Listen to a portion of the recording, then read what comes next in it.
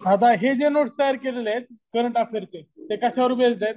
तर आपण जे इयरबुक वाचतो, परिक्रमा वाचतो, किंवा न्यूजपेपर मधल्या काही गोष्टी, काही इंटरनेटवरच्या काही गोष्टी, त्याच्यावर आधारित हे करंट अफेअरचे नोट्स तयार केलेले आहेत. त्यामुळे तुम्ही करंट अफेअर करताना तुमचा जो सोर्स आहे ओरिजिनल तोच करायचा. आपण काय करतो, जी पानं कमी असतील ते वाचून घेतो आणि मग मार्क पण त्या पानासारखेच येतात आपल्याला. त्यामुळं अभ्यास करताना आपला सोर्स कायम ठेवा. हे फक्त मी स्ट्रक्चरसाठी घेतलेलं आहे, जेणेकरून रिव्हिजन व्हावी फास्ट त्यासाठी. ह्याच्यामधले फोटो बिटो चांगले असतील म्हणून ह्याच्यावरच तुम्ही याल किंवा नोट्सच वाचाल, त्याचा काही संबंध नाही. इंटरनेटवरनं जे काय विकिपीडिया असेल, विकिमॅपी असेल, किंवा मग काय वेबसाईट असतील त्याच्यावरनं त्या घेतलेले आहेत. आता पर्यावरण आणि कृषी घडामोडी हा जो पार्ट आहे तो GS1 ला तिकडे कामाला येणार आहे तुम्हाला, राज्यसेवा मुख्य परीक्षेला. आणि तिकडे परत ग्रुप सी ला तर 10 मार्काला आहे ना, त्यासोबतच भूगोल पण असेल. आणि यावर्षी पर्यावरण पण ऍड केलंय. पर्यावरण आतापर्यंत फक्त राज्यसेवेच्या पूर्व परीक्षेला वाचत होते आपले सगळे पोरं, आणि राज्यसेवेच्या मेन्सला असायचं. आता पर्यावरण पण ऍड केलं, त्यामुळे पुढे बघूया. आता योयोत्सव, आता तिकडे जे लोड लेक आहेत स्तांको वगैरे असे नाव असतात, तर ही लडाख मधली लेक आहे. सगळ्यात महत्वाचं काय तर योत्सव ही लडाख मधली लेक आहे. त्याला पहिलं जैवविविधता वारसा स्थळ म्हणजेच काय बायोडायव्हर्सिटी हेरिटेज साईट, हे पण लक्षात ठेवा. मराठीत देताना ते फक्त बायोडायव्हर्सिटी हेरिटेज साईट असं देतील.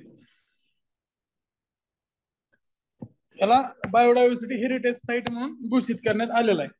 तर हे नाव लक्षात ठेवा, लडाख मध्ये आहे. लेकचा फोटो दिसतोय तुम्हाला, जवळपास लडाख मधल्या बऱ्याच लेक अशाच पद्धतीच्या दिसतात.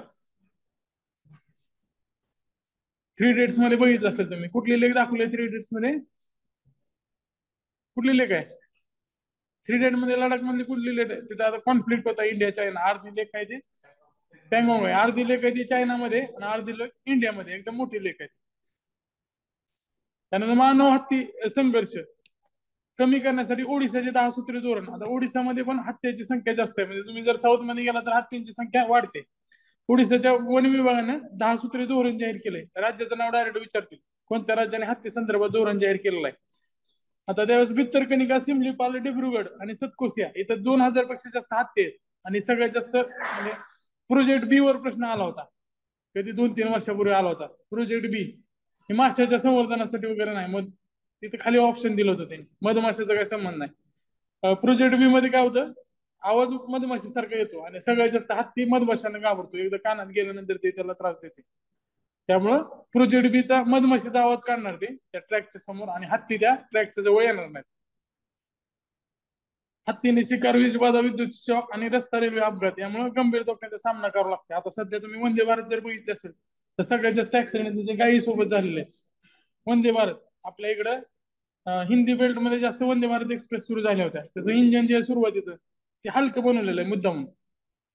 तर हत्तीची शिकार, विषबाधा, विद्युत शॉक आणि रस्ता रेल्वे अपघात या सगळ्या गोष्टींचा त्यामध्ये त्यांनी विचार केलेला आहे. त्यासाठी जे मानव हत्ती संघर्ष याच्यावर तोडगा काढण्यासाठी 10 सूत्री धोरण. आता ते 10 सूत्री धोरण तुम्हाला लक्षात ठेवायची काही गरज नाही, फक्त ओडिशा सरकार एवढं लक्षात ठेवा. आणि त्यामध्ये सगळ्यांचा समावेश केलेला आहे त्यांनी. वीजबाधा असेल, विद्युत शॉक असेल, त्याचा ऍक्सिडेंट असेल. आता आपल्या इकडे कास पठार कसा फुललेला आहे, तसेच पद्धतीचा नीलकुरुंजी नावाचा फुल आहे.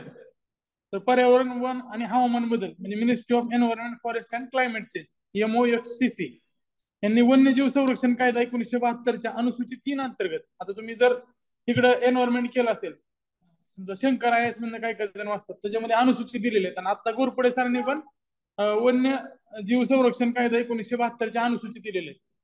आता अनुसूची सुधारण्यानुसार बदलले, बरोबर आहे का? तर त्या 3 मध्ये वेगवेगळ्या वनस्पतीचे नाव दिलेले आहे ज्याचं संवर्धन करण्याची गरज आहे. पहिली जी अनुसूच्या होती आधीच्या म्हणजे रिवाईज व्हायच्या आधी जे अनुसूच्या होत्या त्याच्यामध्ये 1-2 होते त्याच्यावर शिकार करायला बंदी होती. त्याच्यानंतर काय वनस्पती होते जे लागवड करण्यास बंदी होती. आता ह्याच्यामध्ये जे अनुसूची 3 आहे त्यात संरक्षित वनस्पती दिलेले आहेत.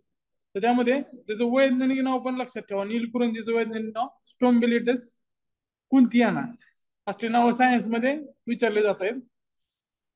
तर 6 वनस्पती प्रजातींचा समावेश असलेली पूर्वीची जी संरक्षित यादी आहे तर ती 19 प्रजातीपर्यंत वाढवलेली आहे. आता ही जी यादी असते ह्याला ओपन लूप ठेवलेलं असते, त्यामध्ये एक एक वनस्पती ऍड होत जाईल. आपल्याला फक्त काय लक्षात ठेवायचं, यावर्षी कोणती वनस्पती ऍड झाली असेल तर त्याच वनस्पतीचं नाव फक्त लक्षात ठेवायचं. तर तिचं मराठीत नाव लक्षात ठेवताना सायंटिफिक नाव पण लक्षात ठेवा. आता आपल्या इथं बघा, कास पठारावर गेल्यानंतर बरेच जण सिगरेट त्यामध्ये टाकतात, तर त्याला पण मोठा दंड आहे. वन विभागाचं लक्ष असतं आणि त्यामध्ये मोठा गुन्हा दाखल होऊ शकतो. ते वन संवर्धन कायद्याअंतर्गत, वन संरक्षण कायद्याअंतर्गत तो गुन्हा दाखल होतो. त्यासोबतच आता ह्याच्यामध्ये जर वनस्पती उपटून किंवा नष्ट केली तर 25,000 रुपये दंड आणि 3 वर्षाच्या तुरुंगवासाची शिक्षा आहे. सेम आपल्या कास पठारावर पण अशी शिक्षा ठेवण्यात आलेली आहे.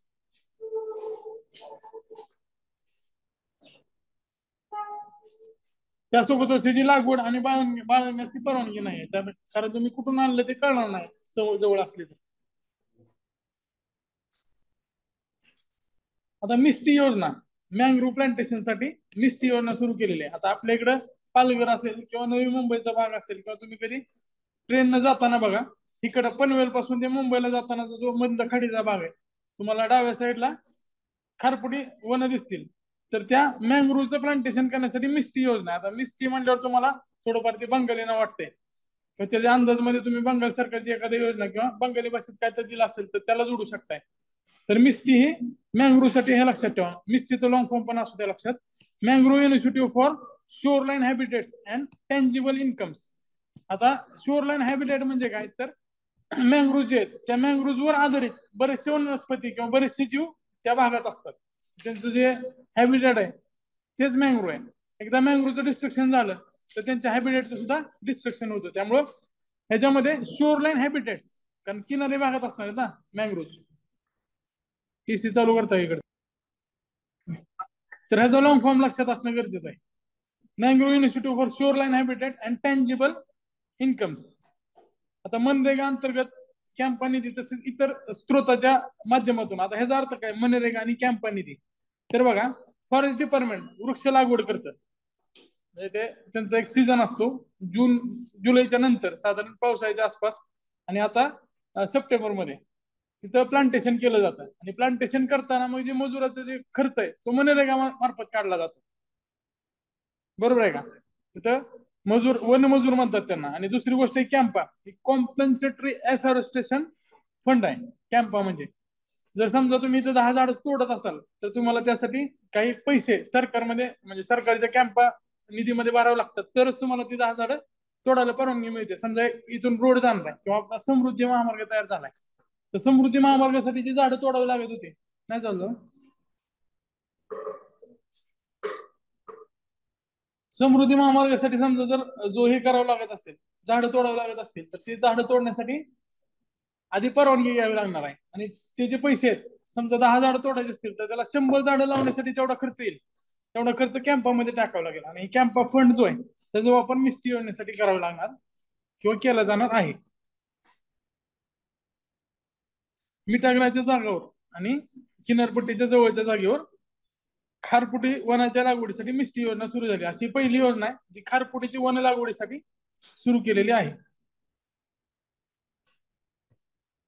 आता भारताच्या भौगोलिक क्षेत्राचा विचार केला तर 0.15% फक्त खारफुटी क्षेत्राने व्यापलेला आहे, सुमारे 4,975. आता या आकडे सारखं बदलत असतात. त्यात सगळ्यात जास्त कुठं आहे, पश्चिम बंगाल राज्यात. त्यामुळं 42.85% कुठला सुंदरबन वाघाचा प्रदेश आहे, तिथं त्या खारफुटी जंगलात वाघ सुद्धा सापडतो. आता आपल्याकडे जो टायगर सापडतो तो कोणता टायगर आहे, बेंगॉल टायगर आहे, रॉयल बेंगॉल टायगर. तर मिस्टी नाव काय दिलंय त्याला, तर ते त्याचा संबंध पश्चिम बंगाल सोबतच सुद्धा आहे. 42% जे खारपुडी वन आहेत ते पश्चिम बंगालमध्येच आहेत. पण पश्चिम बंगाल सरकारची योजना नाही आहे ही योजना, ministry of forest environment and climate चेंजचे, म्हणजे केंद्र सरकारचे.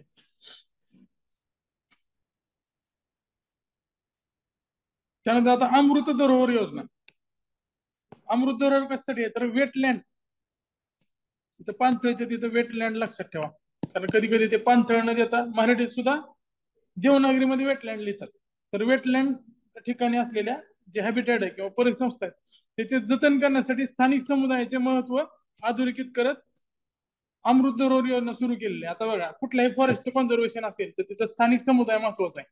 जर त्यांनीच ठरवलं वाघ जागवायचं नाही तर वाघ जगल का, वाघ जगणार नाही. फॉरेस्ट डिपार्टमेंट म्हणू द्या किंवा एन्व्हायरमेंट तज्ज्ञ असतील, त्यांनी किती जरी ठरवलं तरी तिथल्या लोकांची मानसिकता पाहिजे जगवायची.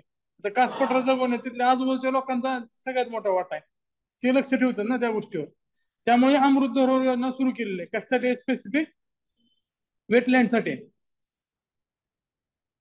आता ह्याच्यामध्ये काय केलं जाईल तर पाणथळ जागाचा अधिकाधिक वापर करण्यासाठी, त्यासोबतच जैवविविधतेत वाढ, कार्बन उत्सर्जनावर नियंत्रण, इको पर्यटन संधीमध्ये सुधारणा, हे सगळं बोलबच्चन तुम्हाला माहित असलं पाहिजे जर ऑप्शन मध्ये आलं तर. कारण या गोष्टी असणारच आहेत त्यामध्ये. तसेच आता ह्यात महत्वाचं काय अमृत रोडचं, तर स्थानिक समुदायासाठी उत्पन्न निर्मिती.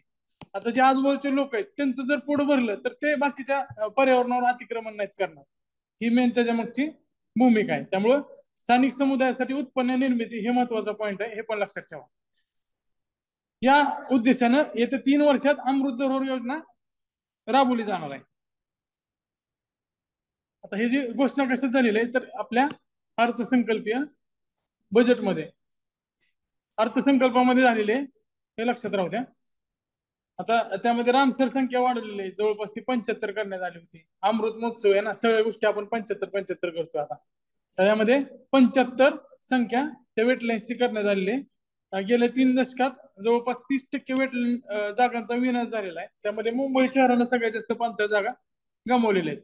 आपलं जे नवी मुंबई आहे ते कसं तयार झालेलं आहे? भराव टाकून. म्हणजे नवी मुंबई प्लॅन्ड सिटी आहे तुम्ही, त्यामुळे नवी मुंबईमध्ये जाऊन बघा, वाशीच्या पुढे वगैरे तिथले रस्ते मोठे आहेत. तसं तर साऊथ मुंबईचे मोठेच आहेत, पण इकडे अंधेरी वगैरे बघा, म्हणजे ते झोपडपट्टीपेक्षा खतरनाक रस्ते आहेत तिकडचे. म्हणजे सगळं जाम झालेलं असते, कधी पण अंधेरी जाम असते आपल्या सदस्यू पेठेसारखं. तर ते अनप्लॅन्ड आहे वरचं, जे सबब आहे, उपनगरीय भाग. मुंबई नगर जे शहर आहे ते सुद्धा प्लॅन्ड आहे, कारण इंग्रजाच्या काळात मोठे मोठे रस्ते. दलाल स्ट्रीटच्या बाजूला बघा तुम्ही, तिथं 5-5, 10-10 फुटाचे फक्त फुटपाथ आहेत. इकडे नवी मुंबई तयार करताना काय केलं आपण, सगळं जे पाणथळ क्षेत्र आहे तिथं भराव टाकला, तिथं माती टाकून ते सपाट केलं, जसं ती पाम जुमेरा तयार केले त्या टाईप आपण नवी मुंबईचं निर्मिती केलेली आहे. त्यामुळं मुंबईतील 71% पाणथळ जमीन नष्ट झालेली आहे. आता मुंबईमध्ये जागा महाग आहे, त्यामुळे एखाद्या ठिकाणी भराव टाकून काय तयार करता येत असेल तर तिथल्या आजूबाजूचे जे प्रदेशातले पाणथळ आहेत, आता पाणथळ प्रदेश कुठं असणार सगळे जास्त? खाड्याच्या ठिकाणी. खाड्यामध्ये काय असतं? पाणी कमी असतं, त्यामुळे तिथं भराव टाकून सहज तिथं जमीन उपलब्ध करणं शक्य आहे. त्यामुळे मुंबईतली 71% पाणथळ जमीन नष्ट झालेली, हे पण लक्षात ठेवा जर विचारलं तर ह्याच्या अनुषंगाने. कारण ही जी आकडेवारी आली ती बजेटमध्ये आलेली आहे, त्यामुळे ते प्रश्न काढणाऱ्यांना ती आकडेवारी समोर असणार आहे. ते डायरेक्ट विचारतात 70%, 75%, 80%, 72%. तर ते असे प्रश्न तयार झालेले. खाऱ्या पाण्यातील मगरींची गणना. तर मगरीची गणना करणं तसं अवघड आहे. हे सगळं असतं ते सॅम्पल सर्वे सारखंच असतं, कारण की प्रत्येक ठिकाणी जाऊन ते खाऱ्या पाण्यात प्रत्येक मगर मोजणार नाहीत. हे सगळं त्यांचं ते गणितीय पद्धतीनुसार केलेलं असतं. ओडिशाच्या केंद्रपारा जिल्ह्यातील भितरकनिका राष्ट्रीय उद्यान. आता भितरकनिका मध्ये खाऱ्या पाण्याच आहे. जवळपासच्या भागातील खाऱ्या पाण्याच्या मगरीची लोकसंख्या ही किरकोळ वाढलेली आहे. 2022 मध्ये ते 1793 होती. तेव्हा ह्याच्यामध्ये काहीतरी करेक्शन करावं लागेल. फक्त वाढले हे लक्षात ठेवा, आकडे लक्षात ठेवायची गरज नाही, बघून करेक्शन करा, त्यामध्ये माझ्याकडनं चुकलंय. आता आशियाई जलपक्षी गणना. आता ही तुम्ही गावाकडे बघितलं असेल, त्याला पानकोंबडी म्हणतो आपण, बरोबर आहे का? हे पकडताना गावातले तुमच्या लहानपणापासून आतापर्यंत 4-5 जण तर गेले असतील पाण्यात, त्या परत वर जाणार तिथे, म्हणजे मेल्याशिवाय. तर ही पानकोंबडी जी असते ती पाण्यात असते, त्याची शिकार वगैरे मोठ्या प्रमाणात गावात केली जाते, गावातलं जे तलाव असतं तिथं. आता यामध्ये एशियन वॉटर बर्ड सेन्सस 2023 करण्यात आलं होतं. त्याच्यामध्ये केरळच्या अलपुझा प्रदेशात या बदकाच्या प्रजातींची संख्या कमी होत आहे. अलपुझा किंवा अलेप्पे, अल्पुझा हे अलेप्पेचं नवीन नाव आहे, आधी जुनं नाव अलेप्पे होतं. अलेप्पे जे सगळं शहर आहे ते बॅकवॉटर्सनं वेढलेलं आहे, तिथं बॅकवॉटर्स आहेत सगळे. तर तिथं संख्या कमी होत आहे. आता हे कशामुळे कमी होत? सर्वेक्षणाने काय सांगितलं तर हवामान बदलांचा परिणाम, जे दुसऱ्या भागातून आपल्याकडे स्थलांतरित येणारे पक्षी आहेत त्या पक्षावर परिणाम झालेला आहे, असं त्यांनी सांगितलेलं आहे. त्यासोबत स्थलांतरावर हवामान बदलाचा नेमका काय परिणाम होतो ते अभ्यासणे आवश्यक आहे, असं मोगम दिलेलं आहे. ही काय प्रश्नासाठी एवढं महत्वाचं नाही, फक्त ती गणना करण्यात आलेली आहे. त्यामध्ये आलेपीमध्ये हे बदकांचं प्रमाण कमी झालंय एवढं लक्षात ठेवा. नंतर पक्षी सर्वेक्षण दरोई इथं आयोजित करण्यात आलं होतं.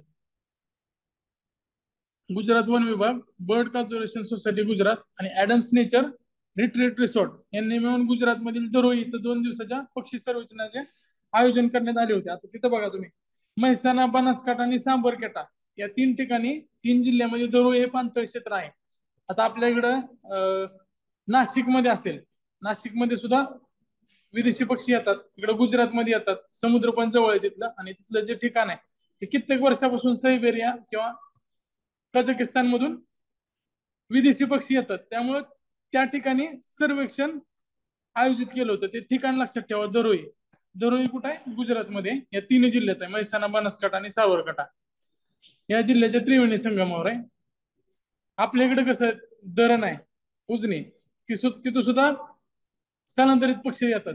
त्याच पद्धतीने साबरमती नदीवर धरण बांधलेलं आहे आणि त्या तिथं दरोई नावाचं जलाशय तयार झालंय आणि त्या जलाशयावर सर्वेक्षण आयोजित केलं होतं. 2022 ला पहिलं केलं होतं, आता हे दुसरं केलेलं. आता दाहरा नावाचं एक उपक्रम पुण्यात आयोजित करण्यात आलं होतं, रिव्हर सिटीज अलायन्स. आता national mission for clean Ganga त्यासोबतच त्याच्या अंतर्गत असणारे national institute of urban transformation याच्या संयुक्त विद्यमान national mission for clean Ganga आणि national institution for urban affairs या दोघांनी एकत्रित येऊन driving holistic action for urban rivers. आता आपल्याकडे तुम्ही नदीचा जर विचार केला तर कुठली नदी आपल्याकडे पुण्यात? इकडे येणारी मिठी आणि पिंपरी चिंचवडकडे येणारी मुळा, या 2 नद्या म्हणजे येईपर्यंत वाटत नाही इथपर्यंत नद्या आहेत. तर त्याचं ट्रान्सफॉर्मेशन करण्यासाठी ह्याच्या आधी पण प्रोजेक्ट सुरू झाला होता. कुठल्या देशासोबत करार केला होता आपण? जपान सोबत. आणि त्यावेळेस राज ठाकरेंनी त्यांचे ही पण दाखवली होती विजन मध्ये, ही नदी स्वच्छ झालेली. फक्त त्या फोटोमध्येच ती नदी स्वच्छ बघितली होती आपण. तर हे लक्षात ठेवा, national mission for clean Ganga आणि national institute of urban affairs या दोघांनी एकत्रित येऊन काय प्रोग्राम सुरू केलाय? तो driving holistic action for urban rivers. आता हे 10 लॉंग फॉर्म विचारते तुम्हाला या वर्षीच्या ग्रुप सीच्या पेपरमध्ये, एका तरी योजनेचा लॉंग फॉर्म विचारणार आहे ते, कारण लॉंग फॉर्म ही सगळ्यात सोपी गोष्ट आहे लक्षात ठेवायला, त्यांच्या दृष्टीने प्रश्न काढायला, कारण त्याच्यामध्ये ऑब्जेक्शन नसते काय. बरोबर आहे का? तर 10 लॉंग फॉर्म काय? Driving holistic action for urban reverse. आणि आता 2014 नंतर सगळे आपण हिंदी, संस्कृत, मराठीमध्ये शब्द तयार करण्यासाठी ओढून तोडून काय तर एकत्रित करतो. मग ते इंग्लिशमध्ये driving holistic action for urban reverse. Holistic म्हणजे सर्व बाजूनं, चौबाजूनं त्याचा विकास करायचा आणि त्याचं पुनर्जीवन करायचं. आता रिव्हर सिटीज अलायन्स या सदस्यांची वार्षिक बैठक पुण्यात आयोजित करण्यात आली होती. आता काय काय शहर आहेत ते नदीवर आधारित आहेत. जसं आता सुरत बघा, सुरत तापी नदीच्या किनाऱ्यावर आहे. अहमदाबाद साबरमती, बरोबर आहे का? अहमदाबादला साबरमती रिव्हरफ्रंट पण आहे. स्टेडियमच्या बाजूला ती नदी पण दिसत होती आता मॅचच्या वेळेस. तर असे जे सिटीज आहेत रिव्हर सिटी अलायन्स, म्हणजे ज्या शहरामध्ये नद्या आहेत मोठ्या, त्या शहरांनी एकत्रित येऊन ती मिटिंग घेतली होती. आता दाहरा नावाचे जे उपक्रम आहे, त्या दाहरा उपक्रमाअंतर्गत वॉटर मॅनेजमेंटसाठी चर्चा आणि त्याच्यासाठी एक व्यासपीठ प्रदान केलेलं आहे. आता सगळ्यात जास्त प्रदूषण होण्याचं नद्याचं कारण काय? तर आपण जे सांडपाणी आहे ते डायरेक्ट नदीत सोडतोय. पुण्यात पण आउटलेट नाहीत, सगळं सांडपाणी कुठे जात आहे? त्या नदीत जाते, त्यामुळे ती नदी घाण होते. तर त्यासाठी मग या अशा ज्या स्कीम आणतील त्यामध्ये काय ठरवलेलं असतं की आपण काय करू, नदीत पाणी सोडायच्या आधी त्यात ट्रीटमेंट केलं पाहिजे आणि ट्रीटमेंट करूनच ते सोडलं पाहिजे, अशा गोष्टी ठरवल्या जातात. आता या सगळ्या स्कीम मध्ये दिलेल्या नाहीत, पण तुम्ही ते लक्षात ठेवा. नमामि गंगा कार्यक्रमांतर्गत घाट परियोग या सत्राचे आयोजन केलेलं आहे. आता आपल्याकडे घाट आहे ना, नदीचे घाट बघितलेले तुम्ही, तिथे पोरं बसलेले असतात आजूबाजूला गप्पा मारत त्या नदीच्या बाजूला, किंवा वाढदिवस वगैरे करायला तिकडे जात. मग तिथे योगा बिगा करायच्या दृष्टीने ते योग्य नाही घाट परियोग. पण त्या सत्राचं आयोजन पुण्यातल्या मुळामठी मोठ्या नदीच्या काठावर करण्यात आलं होतं. आता कुठल्या सीझन मध्ये केलंय माहित नाही, पण आता सध्या तिथे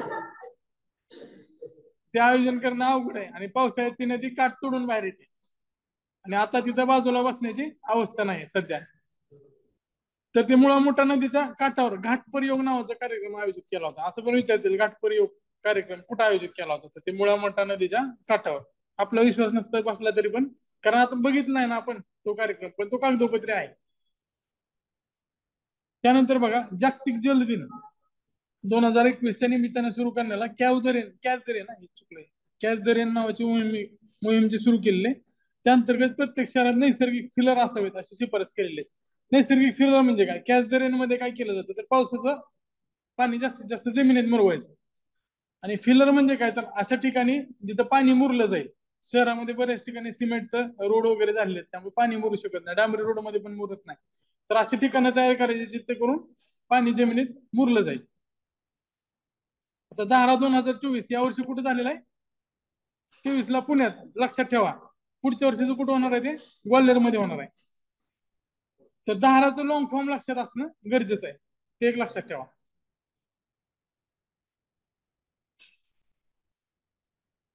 आता बघा, जी नवीन एखादा किडा सापडतो ना, त्याला काहीतरी नाव दिलेलं असतं. तर त्याला खानदेशचं नाव दिलेलं, ओमॉर्गस खानदेश. बीटल नावाचा जो किडा आहे, म्हणजे ती भुंग्याची नवीन प्रजाती आहे, ती भारतात सापडली. आता ती सापडल्यानंतर त्याला काहीतरी नाव दिलं पाहिजे ना. त्याला ओमार्गस खानदेश नावानं त्या किड्याला नाव दिलेलं आहे. हा भुंगा फॉरेन्सिक सायन्स साठी महत्वाचा आहे, कारण प्राणी किंवा मानवाच्या मृत्यूची वेळ शोधण्यास तो मदत करतो. आता ती काय तर फॉरेन्सिक सायन्स मध्ये असेल, ते आपल्या बुद्धीच्या पलीकडच्या गोष्टी आहेत. फक्त लक्षात ठेवायचं की ओमेर्गा खानदेश नावाचा आहे तो बीटलची प्रजाती, भुंग्याची प्रजाती, हे लक्षात असू द्या. आता ही मानवाच्या मृत्यूची वेळ शोधण्यास महत्वाचं काय तर हा नेक्रोफेजिस आहे, म्हणजे मृतोपजीव आहे. जे शव आहे किंवा डेड बॉडीज आहेत त्याला खाणारा हा भुंगा आहे. मेलेल्या आणि कुजलेल्या प्राण्याचा तो मांस खातो, त्यामुळे त्याला कॅरोटीन बिटल असं सुद्धा म्हणतात. त्याचं दुसरं नाव पण लक्षात ठेवा, कॅरोटीन बिटल. आता ही प्रजाती कुठल्या कुटुंबातले वगैरे काय लक्षात ठेवायची गरज नाही. ह्याला हाईट बिटल्स पण म्हणतात, कारण ते मातीखाली झाकून लपतात. टाकाडी कलरच आहे, मातीच्या आतमध्ये गेलेलं सुद्धा कळत नाही. त्याचं नाव लक्षात ठेवा फक्त, काय? होमॉर्गस खानदेश ही बिटलची प्रजाती आहे. तो मृतोपजीव आहे, नेक्रोफेजिस आहे.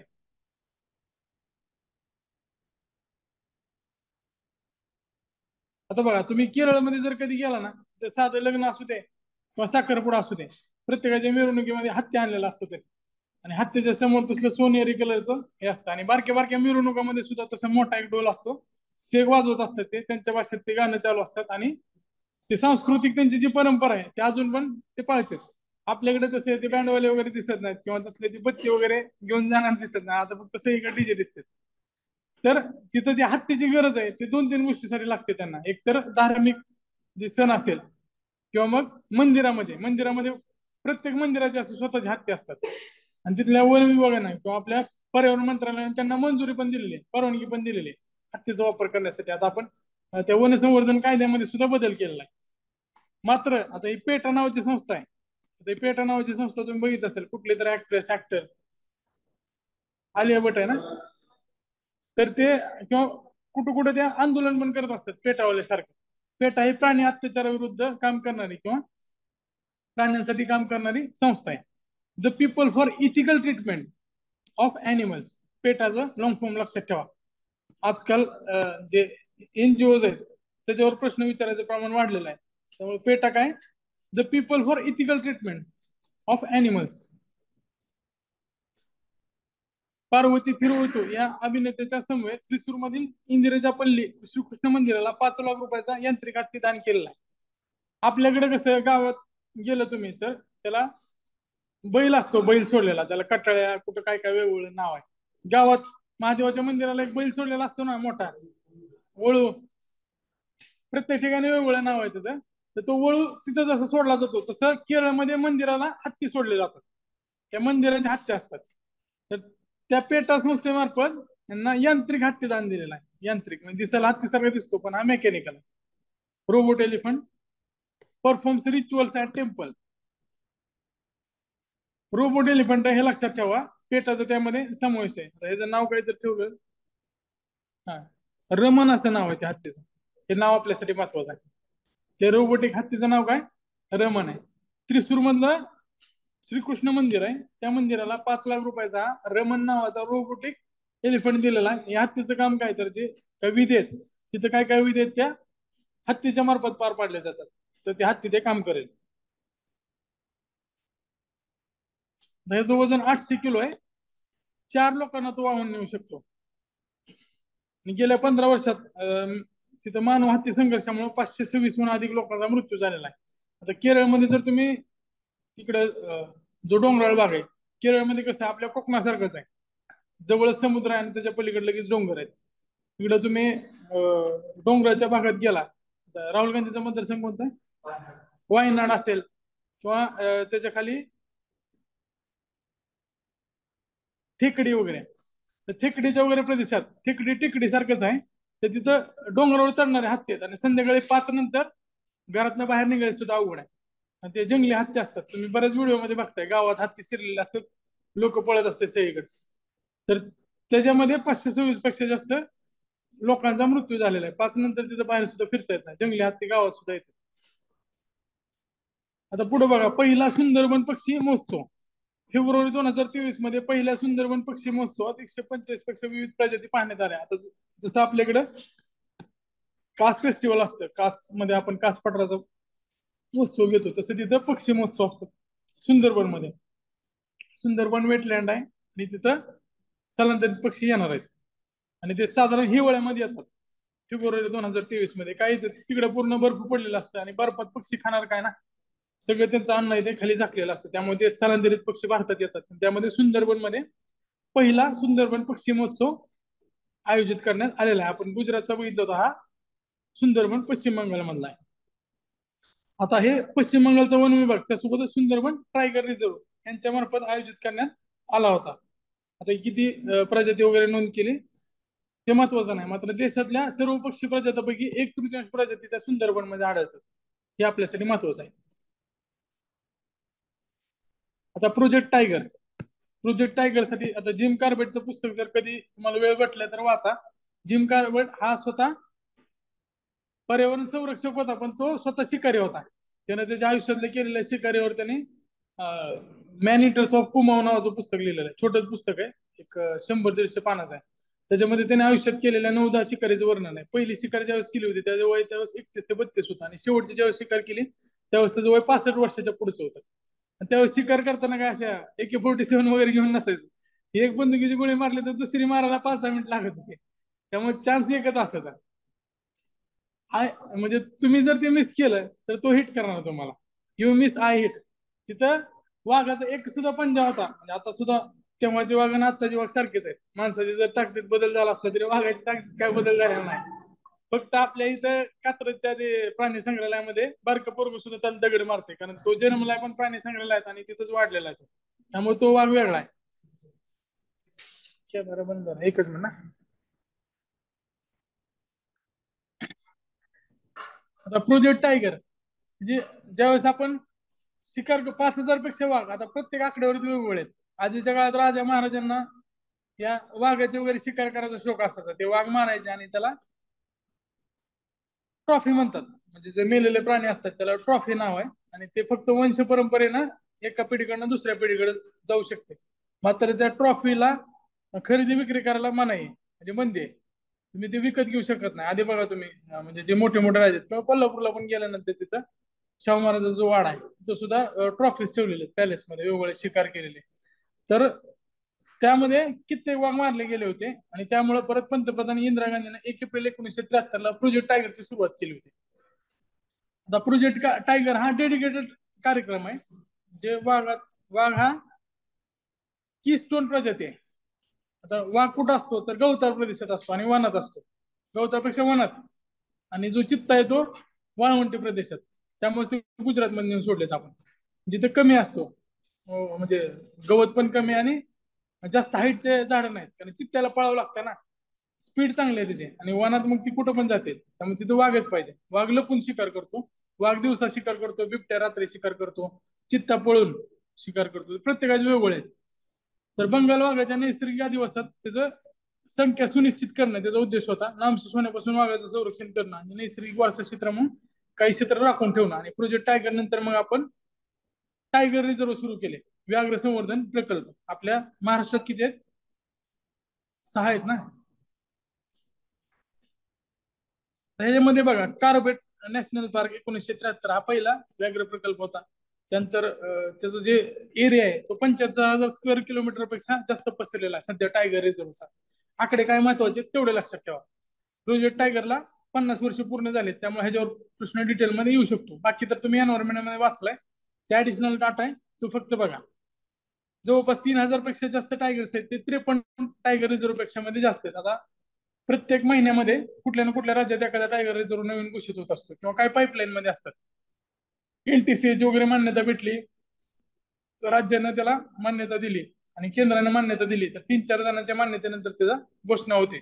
सध्या ते बरेच रिझर्व क्षेत्र आहेत ते पाईपलाईन मध्ये, आज ना उद्या ते घोषित होतील. त्यामुळे संख्या कमी जास्त होऊ शकते. मात्र 3,000 पेक्षा जास्त टायगर आहेत त्या रिझर्व्ह मध्ये. आता चंद्रपूरमध्ये जर बघितलं तुम्ही, तर ताडोबाच्या बाहेर असणाऱ्या टायगरची संख्या जास्त आहे त्या रिझर्वच्या क्षेत्राच्या बाहेर.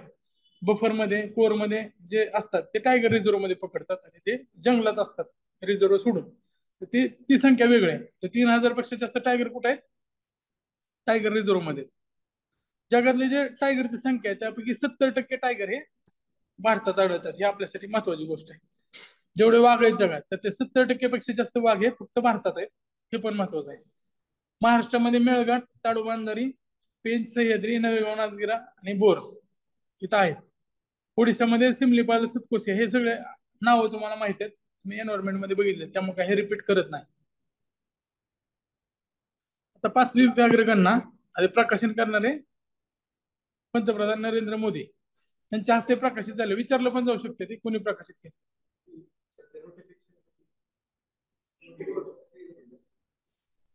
एक मिनिट.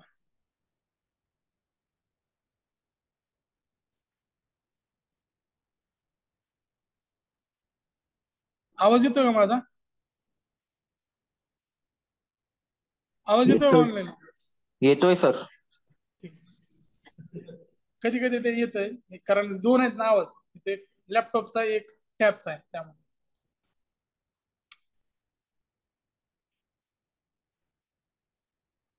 5वी व्याघ्रगणना 2022 ला झाली होती.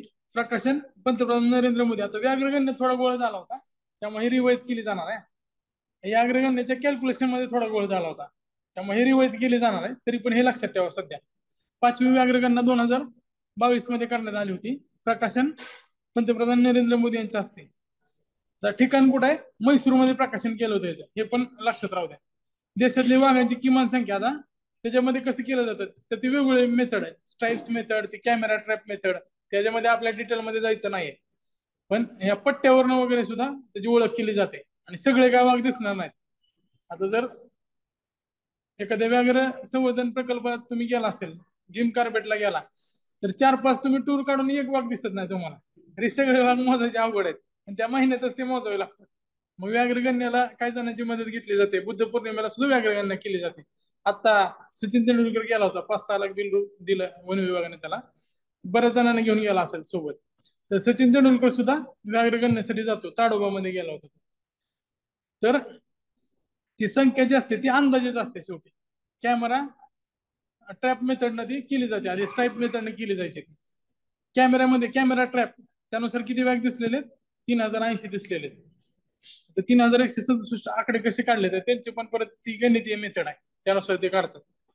2018च्या तुलनेत 200 वाघांची वाढ झालेली आहे. तर त्यांनी सांगितलं तर आपण तसा विश्वास ठेवायचा, कारण त्यांना पण फिक्स माहिती असते ते किती वाढले किती कमी झाले. ती पण एक अंदाज असते. आपली लोक जनगणना कशी असते, डायरेक्ट त्या व्यक्तीनंच तिथे सांगितलेलं असतं ना. इथं वाघाचं कसं आहे, बरेच वाघ त्यामध्ये त्याला बछडे वगैरे असतात, ते मोजता येत नाहीत ना. कारण वाघाचं कसं असतं, म्हणजे वाघिणीचं ते बछडे झाल्यानंतर 7-8, म्हणजे कधी 3 कधी 4 असे त्याला बछडे असतात. ते बछडे ते लपवून ठेवलेले असतात मोठे होऊस्तर. शिकार ती करणार. समजा कधी कधी शिकार करायला त्या वाघिणीला 20-20, 25-25 किलोमीटर जावं लागतं. तिथं ते शिकार करणार, पण त्या बछड्यांना तिथे घेऊन जाणार किंवा ती शिकार ओढत आणणार.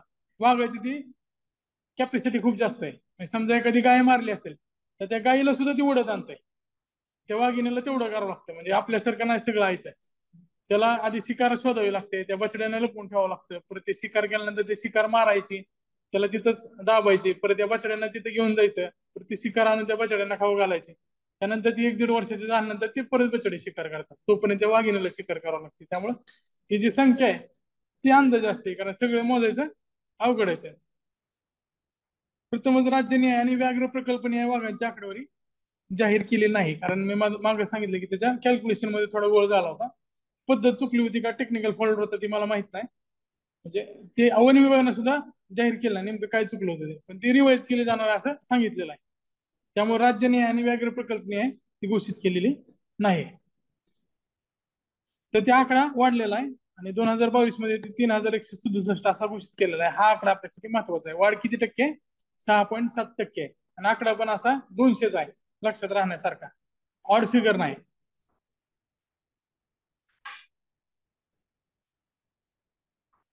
तर वाघाचं जे वर्गीकरण केलेलं असतं ते 5 लँडस्केप मध्ये केलेलं आहे. शिवालिक गंगेचं मैदान, मध्य भारत आणि पूर्व घाट, त्याच्यामध्ये मध्य प्रदेश मधले आणि आपल्या नागपूरच्या आजूबाजूचे वाघ आहेत. तर पश्चिम घाट मध्ये कर्नाटक आणि आपल्या सह्याद्री मधले काय वाघ, सह्याद्रीमध्ये वाघ नाहीत, आहेत तेवढे पश्चिम महाराष्ट्रातले सांगली कोल्हापूरकरांनी त्यांना मारून टाकले. तिथे काय वाघ शिल्लक नाहीत जास्त, तिथे बिबटे आहेत फक्त. ईशान्य टेकड्या आणि ब्रह्मपुत्राचे पूर मैदान इकडे पण कमी आहेत, 194च्या आसपास आहेत. सुंदरबन मध्ये 100 आहे. सुंदरबनचा वाघाचा फोटो बघितला असेल, अर्धा पाण्यात असतो अर्धा बाहेर असतो, बघितला असेल ना फोटो तुम्ही, सुंदरबनचे फोटो बघताना तुम्ही. किंवा रॉयल बेंगॉल टायगर मध्ये सुंदरबन मधला टायगर दाखवला जातो बऱ्याच वेळा, त्याचं प्रतिबिंब पाण्यात वगैरे पडलेलं असतं. तर सगळ्यात जास्त वाघ कुठे आहेत मग? मध्य भारत आणि पूर्व घाट हा मेन वाघाचा प्रदेश आहे, मध्य प्रदेश आणि नागपूर. त्यामुळे नागपूरला वाघाची राजधानी म्हटलं जातं, तर नागपूरच्या आसपासच्या प्रदेशामध्ये सगळ्यात जास्त वाघ आहेत. आता आधी आपण कॅमेरा ट्रॅप मेथड वगैरे वापरत होतो, मात्र त्याच्यामध्ये त्रुटी आलाय, त्यामुळे नवीन पद्धती सुरू झाल्या. सगळ्यात आधी स्ट्रिप मेथड होती, नंतर कॅमेरा ट्रॅप मेथड आली, त्यानंतर परत आता सॅटेलाइट मॅपिंग आणि जिओ मॅपिंग. सॅटेलाइटनं आपण आरामात मोजू शकतो आणि त्याला स्पॉट करू शकतो. तर ही नवीन पद्धत आता सुरू झालेली आहे, सॅटेलाइट मॅपिंग आणि जिओ मॅपिंग व्याघ्रांना करण्यासाठी. आता अॅक्युरेट आकडे मिळतील. आता त्यामध्ये कशा कशा पद्धतीने मोजले जायचे आधी, तर त्याची डरकाळी, झाडावरचे केस, घर्षणाच्या खुणा, मूत्राचा गंध किंवा त्याच्यावर आलेले काळे डाग, हे सगळ्या जुन्या पद्धती असायच्या. सोबतचे जे लोकल वनमजूर किंवा आदिवासी लोक आहेत त्यांना सोबत घेऊन वन विभाग आधीच्या काळात हे गणना करत होते. ट्रॅप कॅमेरे, पगमार्क, विष्ट आणि पंजाची खुणा. आता ती एक पंजाची खून दिसली तर त्याला एक मोजणार. आता ते एका वाघाने किती ठिकाणी खुणा केलेल्या असतील किंवा त्याचा काय अंदाज घेता येत नाही ना आपल्याला, तर त्यानुसार जुन्या पद्धती असायच्या, ते आता आपण बदलून सॅटेलाइट मॅपिंग आणि जिओ मॅपिंग केलेलं आहे, हे लक्षात ठेवा. आता पहिले 3 व्याघ्र प्रकल्प आहेत ज्याच्यामध्ये संख्या वाढलेली, तर पेरियार, सातपुडा आणि बांदीपूर आहे.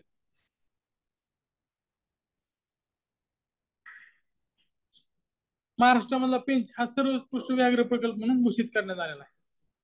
टोटल मध्ये त्याचा 8वा नंबर आहे. महाराष्ट्रामध्ये सगळ्यात बेस्ट कुठला व्याघ्र प्रकल्प आहे?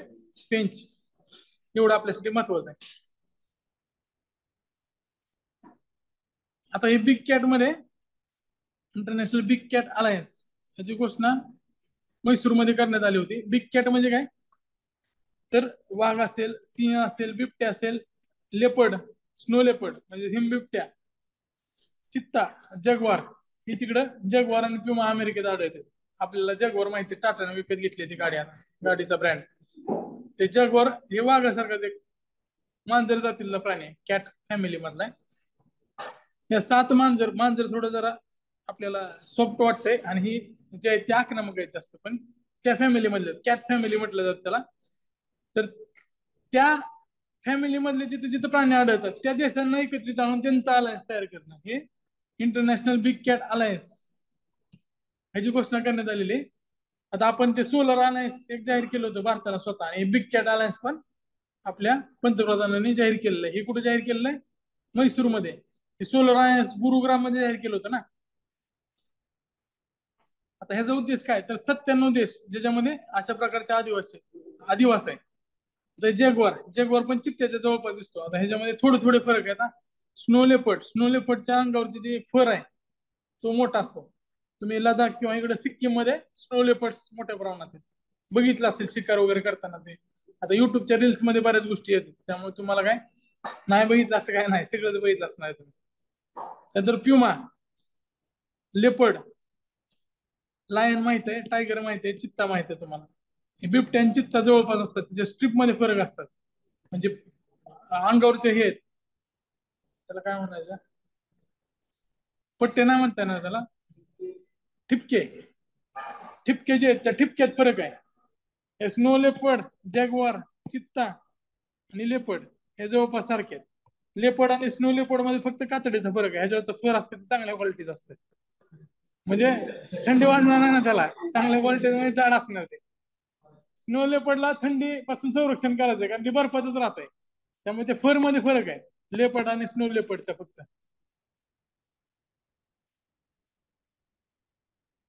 कारण ती वरून खाली पडलं तरी त्याला लागत नाही. बऱ्याच वेळा तुम्ही बघा शिकारी मग करताना, कारण कॅट फॅमिलीच असते ती पडताना बरोबर बॅलन्स करते. मांजर सुद्धा वरनं खाली पडलं तरी बरोबर ती पंजावर पडते. तसे त्या लेपर्ड मध्ये आधीपासून तसा गुण आहे. बिबट्या झाडावर चढून शिकार करतो डायरेक्ट, सिंहाला वर चढता येत नाही. बिबट्या डायरेक्ट वर असतो ना. बरेच शिकारीमध्ये माकड इकडे तिकडे उडी मारताना रील मध्ये व्हिडिओ मध्ये तुम्ही बघितलं असेल. तर त्याच्यामध्ये तसा गुणधर्म आहे. आता बिग कॅट अलायन्स मध्ये काय तर अशी देश ज्याच्यामध्ये हे बिग कॅट सापडतात. किती देश आहेत त्यामध्ये? सुरुवातीला 97 देश, आता वाढत राहील लिस्ट. दर महिन्याला एक दोन देश वाढतील यातले. त्यामुळे आपल्याला सुरुवातीला 97 देश होते, एवढं आपल्यासाठी महत्वाचं आहे. आयबीसीची रचना कसं आहे तर त्या परिस्थितीमध्ये 7 सदस्य असतील, त्याची काउन्सिल तयार केली जाईल बिग कॅट अलायन्सची. त्यामध्ये 7 सदस्य असतील, त्याची निवड संयुक्त राष्ट्राची आमसभा करेल. कार्यकाळ 5 वर्षाचा असेल. आता ही काउन्सिल काय करणार आहे तर संवर्धनासाठीच काम करणार आहे. संस्थापक सदस्य नेपाळ आहे. सहभागी होण्यासाठी सकारात्मक प्रतिसाद, हे काय लक्षात ठेवू नका तुम्ही. भारताने ह्याची घोषणा केली आहे, त्यामुळं ह्याच्यावर प्रश्न येणं अपेक्षित आहे. सोलर अलायन्सला आयोग सोडतच नव्हतं, दरवर्षी प्रश्न विचारायचा त्याला. एक दोन तीन परीक्षेत तरी प्रश्न असायचे वर्षभरात जेवढ्या परीक्षा व्हायच्या. त्यामुळे कॅट अलायन्स वर आता प्रश्न येणार होता.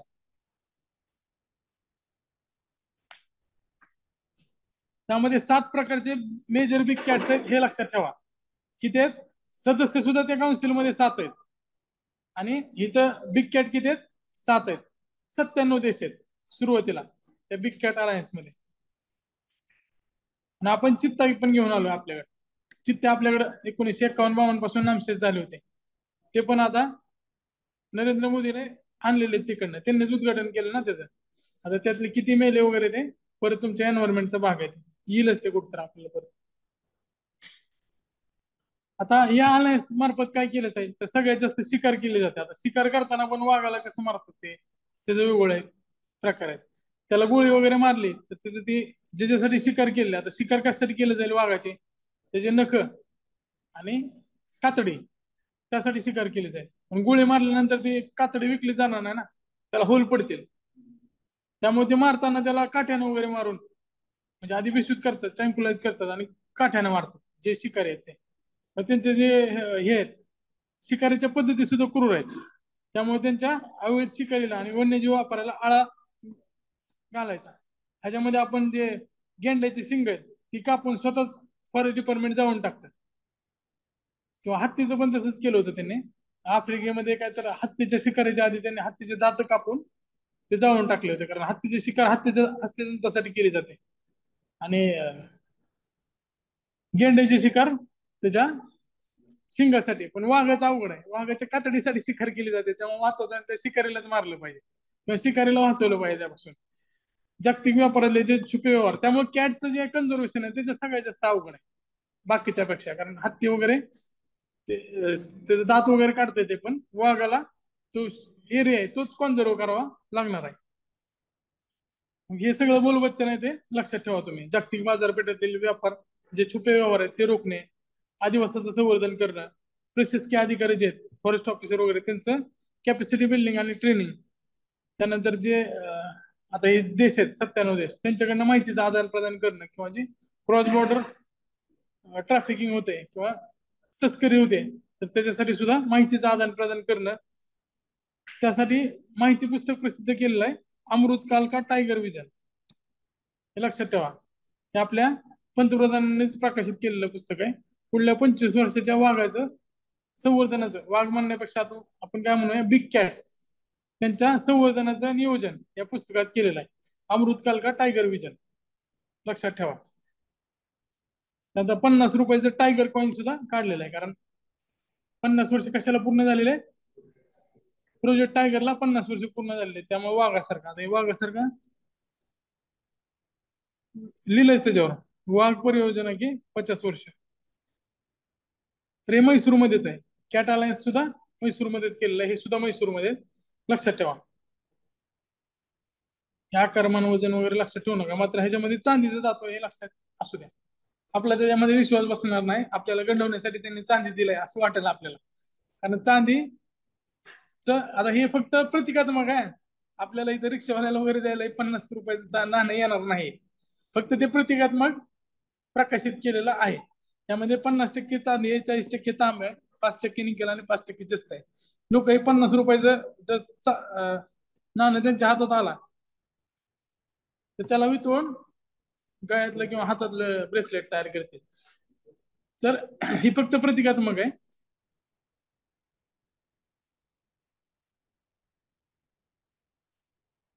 पुढे जाऊ.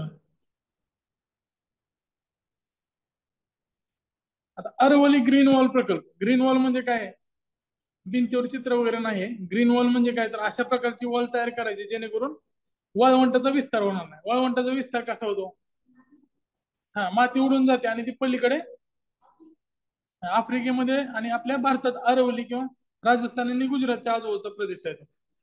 राजस्थान वरच्या साईडला पंजाब आणि खालच्या साईडला गुजरात. इथे काय होतंय, माती वाळवंटाची उडून गेली तर पलीकडच्या साईडला जाऊन पडते आणि तिथं त्या मातीचं जर प्रमाण जास्त, हा, जमीन नापीक होते कारण त्याच्यामध्ये क्षाराचं प्रमाण जास्त आहे. त्यामुळे तिथं कुठलाच पीक येणार नाही आणि हळूहळू ते वाळवंटाचा विस्तार होत जाईल. त्याला आपण अडवायचं कसं, तर अशी मोठी झाडं लावायची साईडनं. म्हणजे ते असं आपण कसं आपल्या कुंपण तयार करतो शेताला, तसं एक प्रकारचं कुंपण असेल. तर कुंपणासाठी जी वॉल आहे ती खूप मोठी असायला पाहिजे.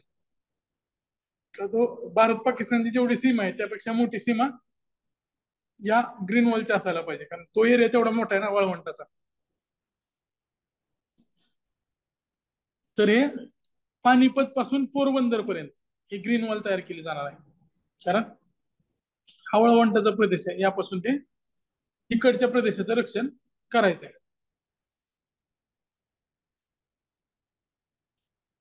केंद्रीय पर्यावरण मंत्रालयाने याची घोषणा केलेली आहे, अरवली ग्रीन वॉल प्रकल्प. कारण अरवलीची जी नैसर्गिक रचना आहे ती सुद्धा आधी अशीच होती.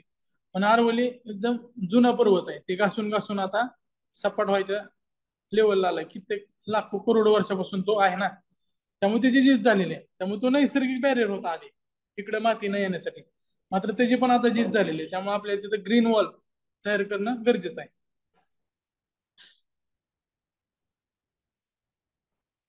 आता त्यामध्ये कोणते कोणते राज्य येणार आहेत किंवा राज्य आणि केंद्रशासित प्रदेश ते लक्षात ठेवा. हरियाणा, राजस्थान, गुजरात आणि दिल्ली. दिल्लीची सीमा आहेच ना तिथं. श्रीगंगानगरच्या वरच्या साईडचा जो प्रदेश आहे तिथून दिल्लीचा एरिया चालू होणार आहे. तर दिल्ली पण आहे, ग्रामीण दिल्ली पण आहे. असं नाही की दिल्ली सगळं सिटीज आहे. दिल्ली एनसीटी मध्ये काही ग्रामीण भाग सुद्धा आहे दिल्लीच्या आजूबाजूचा. तर ही 4 राज्य आणि केंद्रशासित प्रदेशात जवळपास 5 किमी रुंदीच आहे. ती वॉल म्हणजे काय फक्त एक अशोकाचं झाड लावून चालणार नाही तिथं. ते असं मोठं पाहिजे ना, कारण तिथं पूर्ण आलेली माती तिथं अडवली जायला पाहिजे. तर ती वॉल किती किलोमीटर रुंदीची असणार आहे? 5 किलोमीटर हे लक्षात ठेवा. आणि जवळपास 1400 किलोमीटर लांबीचं ग्रीन बफर झोन असणार आहे ते. ग्रीन बफर झोन 5 किलोमीटर रुंद आणि लांबी किती आहे त्याची? जवळपास पोरबंदर पासून पानिपत हे दोन्ही सिटीचं नाव लक्षात ठेवा. पानिपत हरियाणामध्ये, पोरबंदर ते पानिपत एवढ्या लांबीचे असणार आहे. 5 किलोमीटर रुंद आणि 1400 किलोमीटर लांब Aravalli green wall project. Forest to fight degradation and dust pollution. आता दुसरी गोष्ट आहे की दिल्ली सारख्या ठिकाणी आधीच तिकडे पंजाबमध्ये ते जाळतायत आणि त्याचं धूर येत आहे. अजून हे पण माती उडून येते. त्यामुळे तिथं आधी श्वास घेताना सुद्धा नाक दाबल्यासारखं वाटतंय दिल्लीच्या लोकांना. आणि आपल्याकडे बघा 350च्या आसपास गेलो होतो प्रदूषणाची लेवल दिवाळीनंतर. तर कित्येक लोक आजारी पडले होते, डोळ्यातनं वगैरे पाणी येत होतं. 600 साडेसहाशे जर गेलं तर पुणेकर घरातनं बाहेरच निघणार नाहीत. 1 ते 4च्या ऐवजी ते सकाळपासून ते रात्रीपर्यंत घरातच बसतील. आणि आपल्याला सुद्धा अवघड आहे, कारण बाहेर आलेले जे पुण्यात आहेत त्यांना अजून जास्त त्रास होतो, कारण त्यांना प्रदूषणाची सवय नाही. तर त्यासाठी सुद्धा ह्याचा फायदा होणार आहे. कारण एकतर झाडामुळं ऑक्सिजनचं प्रमाण वाढेल आणि तिथं प्रॉब्लेम ऑक्सिजनचा नाही, प्रॉब्लेम काय तिथं पोल्युशनसाठी PM2.5 जी छोटी कण आहेत त्यांचं प्रमाण वाढलेलं आहे. ऑक्सिजन लेवल वगैरे चांगलीच आहे तिथं किंवा विषारू गॅस पण नाहीत. प्रॉब्लेम आहे ते PM2.5 पार्टिकलचा, त्याच्यामुळे विजिबिलिटी आणि ते फुफ्फुसाचे आजार जास्त होत आहेत. त्यासोबतच अरवली लँडस्केप मधले जे 75 जलसाठे त्याचं पुनरुज्जीवन केलं जाईल, कारण पाणी लागणार आहे ना परत ग्रीन वॉल तयार केल्यानंतर. त्यामुळे 75 जलसाठ्याचं सुद्धा पुनरुज्जीवन केलं जाणार आहे. खुरटी झुडपं असणाऱ्या जमिनी, पडी जमिनी त्या ठिकाणी स्थानिक झाड आणि झुडपाची लागवड केली जाईल, हे महत्वाचं आहे. स्थानिक किंवा लोकल झाडं लावणं महत्वाचं आहे. जर तुम्ही दुसरी झाडं लावली तर ती फायदा होण्यापेक्षा तोटा जास्त होणार आहे. कारण आपण आहे ना ती रेल्वेसाठी स्लीपर तयार केलं जायचे, स्लीपर लागत होते ना. स्लीपर म्हणजे ती खाली लाकडी, आता सगळे सिमेंटचे दिसतात तुम्हाला, आधी लाकडी असायचे. मग त्यासाठी तिकडं आपण उत्तराखंडमध्ये झाडाची लागवड केली होती, पाईन वगैरे ट्री, देवदारचे वगैरे. हे देवदारला लोकल वृक्ष नव्हता, मात्र तिथं ते आणून लावल्यानंतर हे देवदारचं एक वैशिष्ट्य की त्याला आग लवकर लागते. त्यामुळे तिथं सगळ्या आगी लागायला सुरुवात झाली होती, कारण इंग्रजांनी तिथं इंडिजनिक नसलेली किंवा तिथली स्थानिक नसलेली प्रजाती लागवड केली होती. त्यामुळे त्याला तोटा झालेला आहे. त्याचा परिणाम काय होईल, हे सगळं खालचं बोलवच्चन आहे. ते व्यवस्थित वर होईल, जमिनीचं कस सुधारेल, हे सगळं तुम्ही तुमच्या अंदाजानुसार लिहू शकता.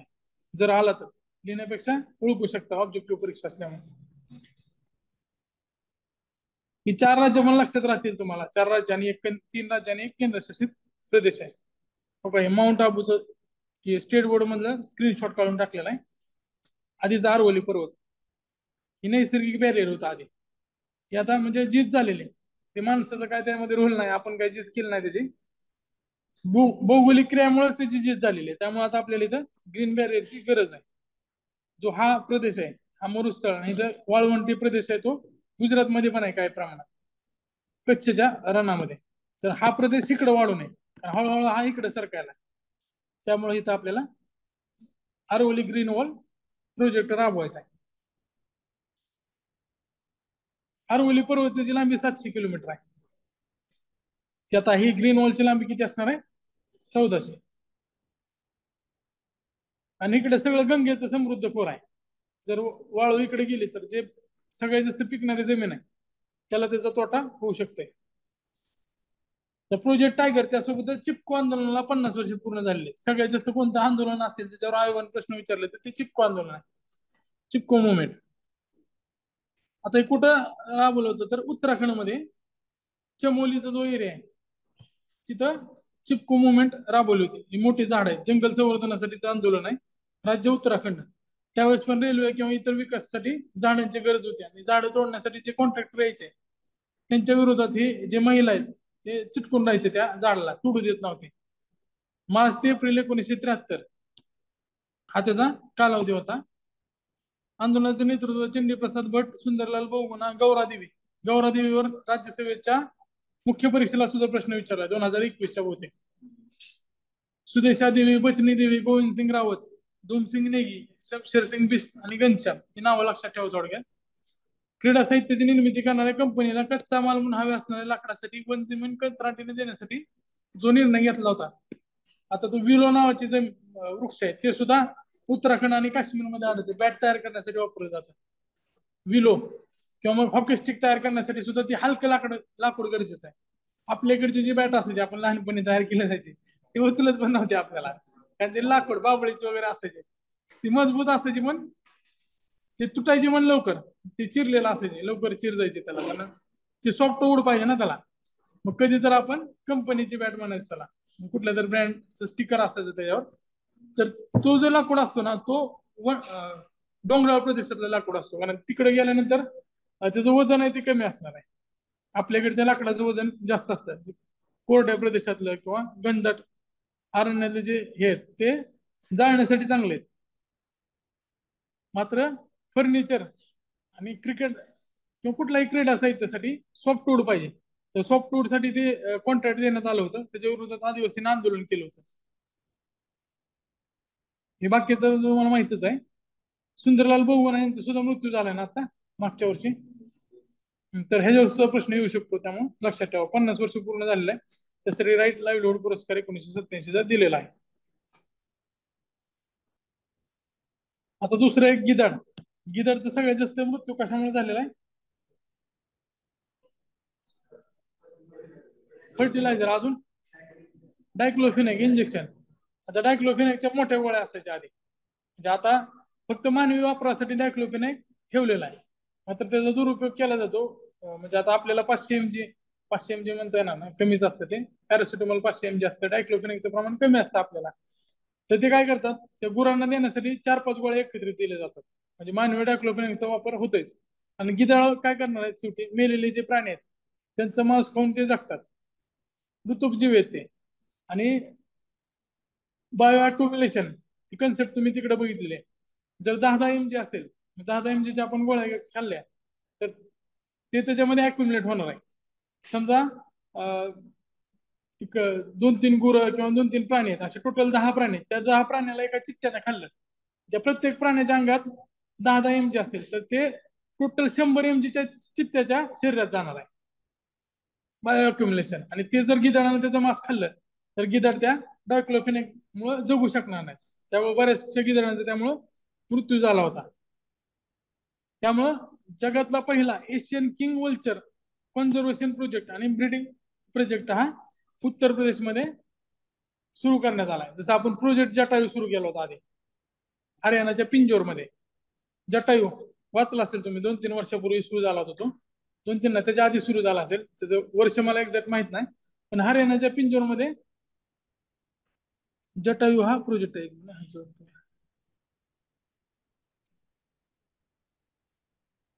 हा 100 mg त्याची क्वांटिटी होती, 100 mg मध्ये असतो तो प्राण्यासाठी, तो बॅन केलेला आहे. आता हे कुठं आहे तर महाराजगंज उत्तर प्रदेश, हे लक्षात ठेवा. ठिकाणावर 100% प्रश्न विचारला जाईल. ह्याच्या आधी हरियाणाच्या पिंजोरवर प्रश्न आला होता, आता कुठे येईल.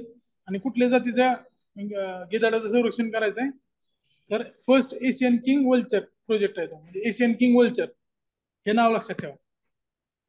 महाराजगंज उत्तर प्रदेशमध्ये या केंद्राचं नाव सुद्धा जटायू संवर्धन आणि प्रजनन केंद्र आहे. क्षेत्र 1.5 हेक्टरच्या आसपास आहे. हा ते आता सध्या जवळपास एंडेंजर्डच असणार आहे, कारण कमीच झालेले आहेत वल्चर, आता जवळपास दिसत पण नाही.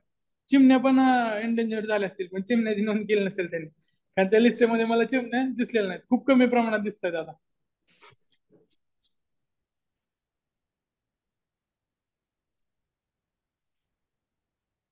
आता बघा मध्ये, एक मिनिट कोणाच तर माईक चालू आहे. आता आपण काही चित्ते आणले होते तिकडनं पकडून, त्यातल्या एका मादी चित्ताने 4 पिल्लांना जन्म दिलेला आहे. नामिळून आणलेल्या मादीला 4 बछडे झालेले आहेत आणि जवळपास 7 दशकानंतर भारतात चित्त्यांचा जन्म झालेला आहे. आता थोडेफार इथल्या याला अडॉप्ट होतील, कारण इथं जन्म झाला म्हणजे लहानपणापासून त्यांची वाढ इथं होईल. त्यामुळे ह्यांचं मरण्याचं प्रमाण कमी असेल, कारण ते नामिबियामध्ये वातावरणाचं सगळं पूर्ण वेगळं आहे, इथलं वातावरण पूर्ण वेगळं आहे. कारण ते वेगळ्या ठिकाणी शिकार करत असतील ना. आता बघा आपल्या इकडे आपल्याला वानखेड्यावर खेळायची सवय आहे, तिकडे त्या नवीन ग्राउंड झालं तर तिथे खेळता आलं नाही, तर त्या चित्त्यानं पण अडचणच आहे ना. ते ज्या प्रदेशात ज्या ठिकाणात शिकार करतात तसं इकडे ग्राउंड नाही त्यांना शिकारीसाठी. आपल्याला काय सगळं ऐकतं मिळतंय, त्यांना शिकार करून खायचं आहे ना, तर त्यांचा तो प्रदेशच वेगळा आहे पूर्ण शिकार करण्यासाठीचा. तर हे कदाचित चित्ते आपल्याकडे जास्त चांगल्या पद्धतीने जगतील, कारण लहानपणापासून त्यांची हितच वाढवणार आहे. त्याला 4 बछडे झालेले आहेत. मादीचं नाव सिया आहे, हे नाव पण लक्षात ठेवा. कुनो पालमपूर राष्ट्रीय उद्यान मध्य प्रदेशमध्ये जवळपास त्यांचा, त्या ठिकाणी त्यांनी त्या मादीनं जन्म दिलेला आहे. चित्त्याचा जो काळ आहे गर्भधारणेचा तो 90 दिवसाचा आहे. ह्याच्यावर सुद्धा आयोग प्रश्न विचारू शकतो, मल्टिपल प्रश्न असतात. त्यामुळे त्यातलं एक वाक्य असेल, गर्भधारणेचा काळ 90च्या ऐवजी ते 180 करतील. 90 दिवस ते लक्षात ठेवा. एकदा कन्फर्म करा मंगेश सर, कन्फर्म करा. गर्भधारणेचा काळ 90 दिवस कमी वाटतील, कन्फर्म करून बघा.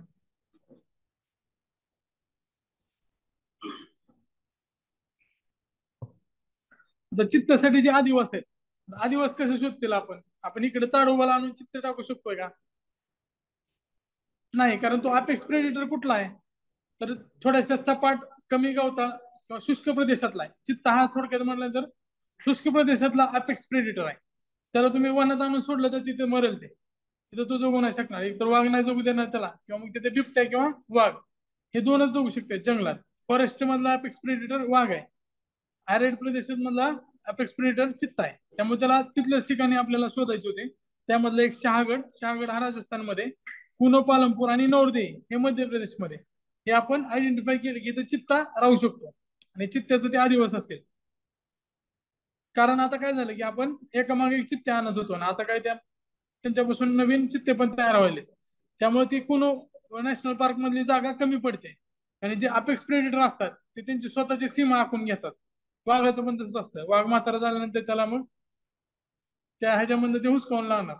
म्हणजे ते एखादं यंग असेल वाघ, जोपर्यंत त्याची ताकद आहे तोपर्यंतच तो त्याचा एरिया मार्क करून ठेवतो, आणि शेवटी तो मरणार मग शेवटच्या टप्प्यात, त्याला शिकार करता वगैरे येणार नाही. मग ते शेवटी एका पानवट्याच्या बाजूला बसून किंवा त्याला उठणं चालणं सुद्धा अवघड होतं. आणि आठवड्याला किमान एकदा तर त्याला शिकार करावी लागणारच आहे. आणि शिकार करताना त्याला काही लगेच शिकार मिळत नाही. 15-20 अटेम्प्ट केल्यानंतर एकदा त्याला त्यात यश मिळतं आपल्यासारखं. त्यामुळे त्यांना सुद्धा त्याच्या जगण्याची धडपड आहे. त्यामुळं कुनो नॅशनल पार्क मध्ये जागा कमी पडते, त्यामुळे त्यांना तिथं आता ट्रान्सलोकेशन त्याचं केलं जाणार आहे. त्यासाठी तरतूद 20 कोटीचं केलेली आहे. 6 महिन्यात गांधी सागर अभयारण्य चित्त्यासाठी आदिवासी म्हणून विकसित करण्याचे घोषणा तिथल्या मध्य प्रदेशच्या सीएम शिवराज सिंग चौहान यांनी केली होती. ही गांधी सागर अभयारण्याचं नाव लक्षात ठेवा.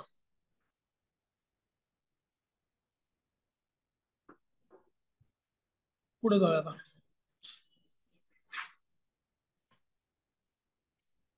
आता डायनोसरची ही प्रजाती आहे टायरोनोसोरस रेक्स. रेक्स याचा अर्थ राजा. हा सांगाड आहे. असे सांगाड असेल, ते शिंग असतील, किंवा मग ते काय गोष्टी आहेत. आपल्या इथं तर खरं तर त्याच्या व्यापाराला बंदी आहे.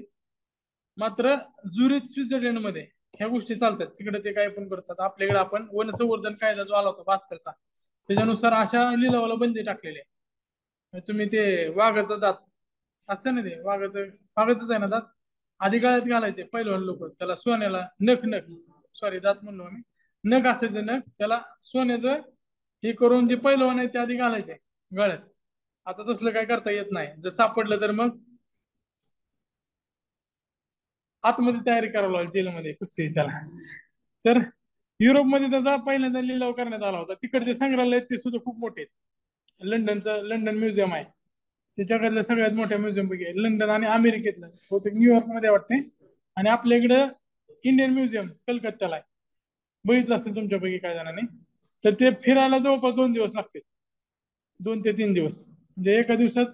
त्याचे वेगवेगळे सेक्शन आहेत. रॉयल एस्थेटिक सोसायटी नाव ऐकलं असेल ना, तर त्याचं हेड ऑफिस होतं, ते त्याची बिल्डिंग होती, त्या काळातली बिल्डिंग आहे. म्हणजे जबरदस्त मोठे आहे. त्याचं प्रत्येकाचं वेगवेगळं सेक्शन आहे. तिथे सांगाडे पण ठेवलेले आहेत. तर तशा पद्धतीचा एक सांगाडा जगातला तिसरा डायनोसॉरचा सांगाडा होता, त्याचा लिलाव करण्यात आला होता ते झुरिच मध्ये. ते चर्चेत आहे, त्यामुळे ते नाव लक्षात राहू द्या फक्त. जंगल तोडीत भारत जगात दुसऱ्या क्रमांकावर आहे. आता युटिलिटी बीटर नावाची इंग्लंडची संस्था आहे, त्याकडे आकडे कुठून आले त्यालाच माहित. मात्र ते अजून सॅम्पल असतो, त्या आकड्यावरून ते काढतात. जवळपास जगातील 98 देशांमध्ये जंगलतोडीची माहिती त्यांनी गोळा केली होती. आणि त्यानुसार ब्राझील 1 नंबरला आहे आणि 2 नंबरला भारत आहे. ब्राझील अमेझॉन, बरोबर आहे. अमेझॉनचा बराचसा प्रदेश ब्राझीलमध्ये, आणि 2 नंबरला भारत आहे मागच्या 30 वर्षाचा विचार केला. आता सर्वाधिक उष्ण वर्ष 2022 5वं सर्वाधिक उष्ण आहे. जर आपण सगळ्यात जास्त उष्णाचा जर विचार केला तर 2016 होता. 1.4 डिग्रीनं टेम्परेचर वाढलं होतं 2016 आणि 2020. 2022 मध्ये 1850 ते 1900च्या काळापर्यंत. आता 1.5 डिग्री सेल्सिअस म्हणजे काय, तर ते ऍव्हरेज काढतात. जगाचं ऍव्हरेज असं नाही. असं नाही की एका शहराचं किंवा एका ठिकाणाचं, ते जगाचं ऍव्हरेज काढलेलं असतं. 1950 ते 1900च्या दरम्यानचं जगाचं ऍव्हरेज आणि सध्याचं जगाचं ऍव्हरेज त्याची तुलना केली जाते. त्यानुसार हॉटेस्ट इयर ठरवलं जातं.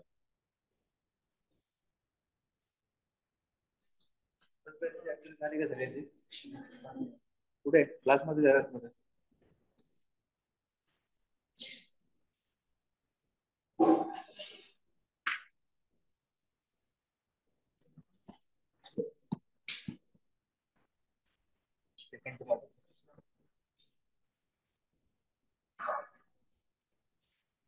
आता पुढे मोका चक्रीवादळ.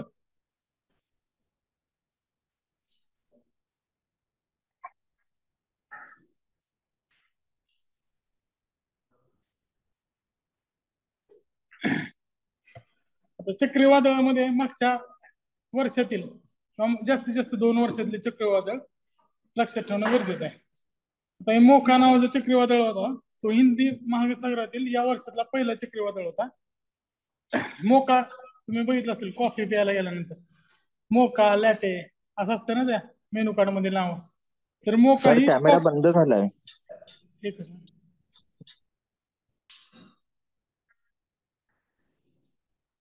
तर बघा, कॉफी उत्पादनासाठी प्रसिद्ध असलेलं यमन देशातल्या लाल समुद्राच्या किनाऱ्यावरील बंदर या शहराच्या नावावर आहे.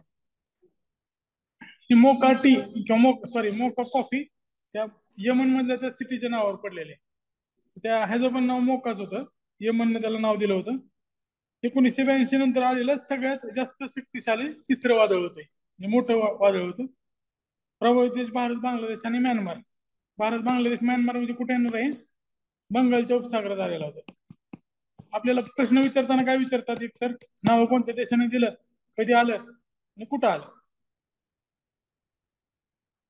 आता त्यावेळेस ऑपरेशन करुणा राबवलं होतं. मोका चक्रीवादळामुळे जे प्रभावित झालेला भाग आहे तिथं रेस्क्यू ऑपरेशन काय नावाने होतं, तर करुणा ऑपरेशन, ऑपरेशन करुणा. आता एक कुनोमध्ये चित्ते सारखा मृत्युमुखी पडते, तर त्याचे नाव तिसरा जो चित्ता होता तो दक्ष नावाचा होता. आतापर्यंत कदाचित आपल्या परीक्षेपर्यंत अजून काहीतरी कमी जास्त नाव असतील त्यामध्ये. ठीक आहे, लक्षात एवढं ठेवायची गरज नाही, कारण बरेच जण त्यामध्ये मृत्यू झाला. 600 झाल्यानंतर जरा जास्त ते गाजलं होतं. 600चा मृत्यू झाल्यानंतर परत उदय आणि तिसरी दक्षा या चित्त्यांचा त्यामध्ये मृत्यू झाला. आता 4 बछड्यांचा पण जन्म झाला होता. जागतिक स्थलांतरित पक्षी दिवस 2023 जो होता तो मे आणि ऑक्टोबर महिन्याचा दुसरा शनिवार पाळला जातो. यावर्षी 13 मे आणि 14 ऑक्टोबरला झाला होतो. Water sustaining bird life. आता वेटलँड हा GS1 चा पार्ट आहे. विचारला तर कदाचित मुख्याला विचारतील प्रश्न, इकडे तर शक्यता कमी आहे ग्रुप सी ला वगैरे विचारायचे. आता हे बघा, जगातील सर्वात वयोवृद्ध झाड त्याचं नाव होतं ग्रेट ग्रँडफादर. आजोबाला आपण ग्रँडफादर म्हणतो आणि पंजोबाला ग्रेट ग्रँडफादर म्हणतो. त्या नावानेच त्याचं नाव आहे great grandfather. Pentagon Cyprus, Cyprus नावाचं एक प्रजाती आहे. सायप्रस देशाचं पण नाव आहे आणि प्रजातीचं पण नाव आहे. चिलीमध्ये हा झाड होता. त्याचं वय किती आहे, तर 5000 ते 6500 वर्ष. आता ते रिंगा वगैरे त्याच्यावरनं ते वय काढतात झाडाचं. तर त्याचं नाव लक्षात ठेवा, ग्रेट ग्रँडफादर. आणि जात कोणती? पेंटागोनियन सायप्रस नावाची जात आहे त्या झाडाची. उंची 28 मीटर होती आणि व्यास 4 मीटर होता. कुठला आहे सध्या? चिली देशामध्ये पेंटागोनियन सायप्रस, हे लक्षात ठेवा, हे झाड आहेत. जगातलं सगळ्यात जास्त वयोवृद्ध. आता केंद्र सरकारनं मेरी लाईफ मेरा स्वच्छ शहर नावाची मोहीम सुरू केली.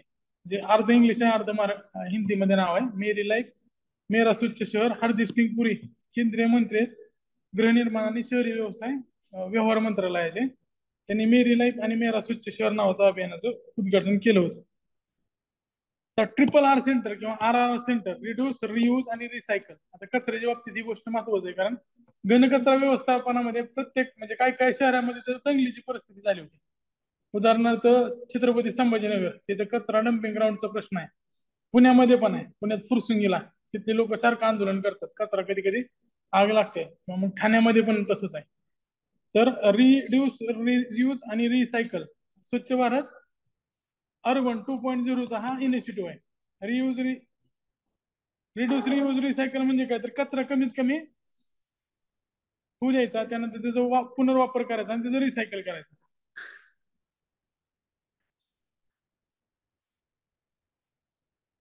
तर 5 जून जागतिक पर्यावरण दिवस होता. त्याची थीम काय होती, तर सोल्युशन टू प्लास्टिक पोल्युशन. आता ह्याच्यावर माग एकदा प्रश्न आला होता पर्यावरण दिनाच्या थीमवर. प्लास्टिकच्या संदर्भात 2-3 वर्षात कन्फ्युजन होणाऱ्या थीम्स आहेत, फक्त या वर्षीची लक्षात ठेवा. सोल्युशन टू प्लास्टिक पोल्युशन, कारण सगळ्यात मोठं पोल्युशनला कारणीभूत आहे सध्या प्लास्टिकच. तुम्ही तिथं बरेचसे म्हणजे पाण्यामध्ये पण असू द्या किंवा समुद्रामध्ये पण सगळ्यात जास्त प्रदूषण प्लास्टिकचं, कारण प्लास्टिक लवकर डिग्रेड होत नाही. त्यामुळे त्याच्या थीमचं नाव काय, सोल्युशन टू प्लास्टिक पोल्युशन, लक्षात ठेवा. ती कोट्टी आयव्हरी नावाची जी सिटी आहे तिथं या वर्षीचं यजमान त्याला पद देण्यात आलं होतं किंवा ठिकाण देण्यात आलं स्वीडनमध्ये. 2022चा काय स्वीडनमध्ये त्याचं ठिकाण होतं. आपलं नवी दिल्ली होतं, किती 2020ला होतं का 21ला होतं नवी दिल्ली पर्यावरण दिवसासाठी? 21ला होतं ना. 20चा ओनली वन अर्थ स्वीडन मध्ये झाला होता 22चा. 23चा कोट डी आयव्हरी हा यजमान देश आहे आणि त्याचं थीम काय सोल्युशन टू प्लास्टिक पोल्युशन.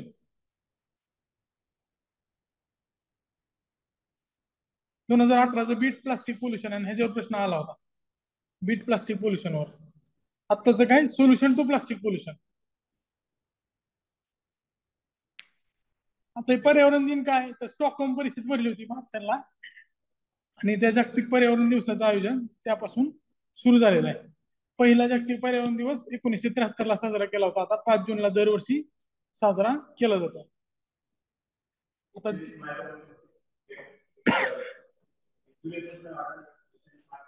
हा महाराष्ट्रात ते 1 जुलै पासून बंदी सुरू केली होती. आधी सुरुवातीला आपण प्लास्टिकवर बंदी टाकली 120 मायक्रॉन पेक्षा जास्त जाडीचं वापरायचं त्यापेक्षा कमी नाही वापरायचं आणि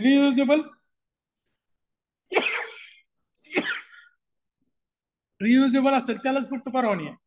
यूज अँड थ्रो कप वगैरे असतील त्याला परवानगी नाहीये. तुम्ही आधी बघा जे आता मॅकडॉनल्डचं जे मॅक कॅफे आहे त्याच्यामध्ये प्लास्टिकचे दिले आधी पार्सलला पण. आता तिथं कागदाचे आलेले आहेत म्हणजे ते थर्मोकॉल पण बंद झालेला आहे. आधी ते टोपण लीड पण तसं त्या कागदा टाईप आहे. ते कोक किंवा पेप्सी आधी ते प्लास्टिक मध्ये पॅक करून द्यायचे. आता वरचं कागदाचं आहे ते थोडा वेळ भिजल्यानंतर स्वागी होऊन ते वितळून जाते पाण्यात. त्या टाईपच्या आता पार्सलला पण त्यांनी बदल केलेला आहे. आतापर्यंत 53 होते व्याघ्र प्रकल्प. आता हे कितवा आहे 54वा. मध्य प्रदेश मधला 7वा. त्याचं नाव काय दिलंय वीरांगना दुर्गावती राण्याच्या नावानं आहे. नोरदई अभयारण्य आणि दुर्गावती अभयारण्य यांना एकत्रित करून मध्य प्रदेशचा 7वा आणि देशाचा 54वा व्याघ्र प्रकल्प घोषित केलेला आहे. त्याचं स्थान कुठे आहे नरसिंहपूर दमोह आणि सागर हे मध्य प्रदेशचे जिल्हे आहेत. तर क्षेत्रफळ जवळपास 2349 चौरस मीटर आहे. हे लक्षात ठेवायची काही गरज नाही. मात्र एक लक्षात ठेवा की कोर क्षेत्राचा विचार केला तर मध्य प्रदेशला सर्वात मोठा व्याघ्र प्रकल्प हा असणार आहे. मध्य प्रदेशचा 7वा आहे आणि देशाचा 54वा आहे. आंध्र प्रदेश आणि खारफुटी संवर्धनासाठी बोला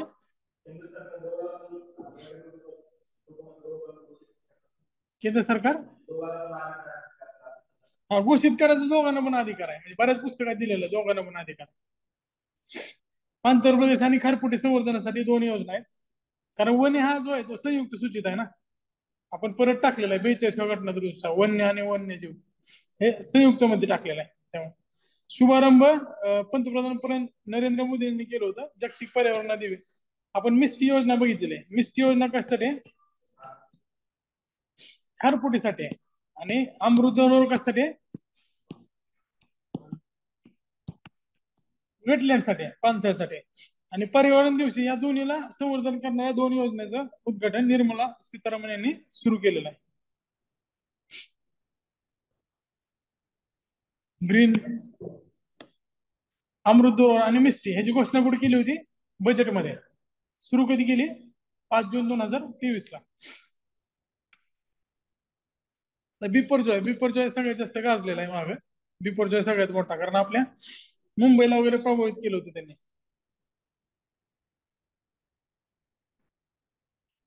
मध्य पूर्व अरबी समुद्रात अत्यंत तीव्र म्हणजे एक्स्ट्रीमली सिव्हर सायक्लोनिक स्टॉर्म होता. बांगलादेशने बिपरजॉयचं नामकरण केलं होतं.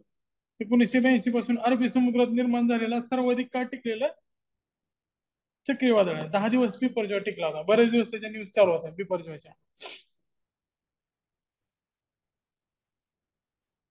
आता ह्याचा जो परिणाम आहे तो गुजरात मध्ये जास्त झाला आणि पाकिस्तानमध्ये जास्त झाला.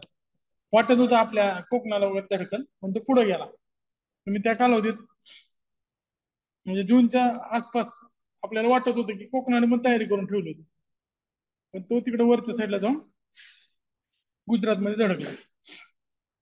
आता स्टेट ऑफ इंडियाचं environment award state of forest report जसं असतं तसं एन्व्हायरमेंट रिपोर्ट सुद्धा असतं. आता ही सादर करणारी संस्था कोणती आहे तर centre for science and environment. त्याला CSE असं शॉर्ट फॉर्म मध्ये लिहिलेलं असतं centre for science and environment. जागतिक पर्यावरण दिनी हा रिपोर्ट सादर केला जातो. त्याच्यामध्ये 29 राज्य आणि केंद्रशासित प्रदेशाची क्रमवारी लावली जाते. आता निकष आणि प्रथम क्रमांकाच्या राज्यामध्ये पर्यावरणीय कामगिरीमध्ये तेलंगणा प्रथम आहे, कृषीमध्ये मध्य प्रदेश आणि सार्वजनिक आरोग्य पायाभूत सुविधेमध्ये गुजरात आहे. तर पर्यावरणाविषयी तेलंगणा एक नंबरला, हे लक्षात ठेवा.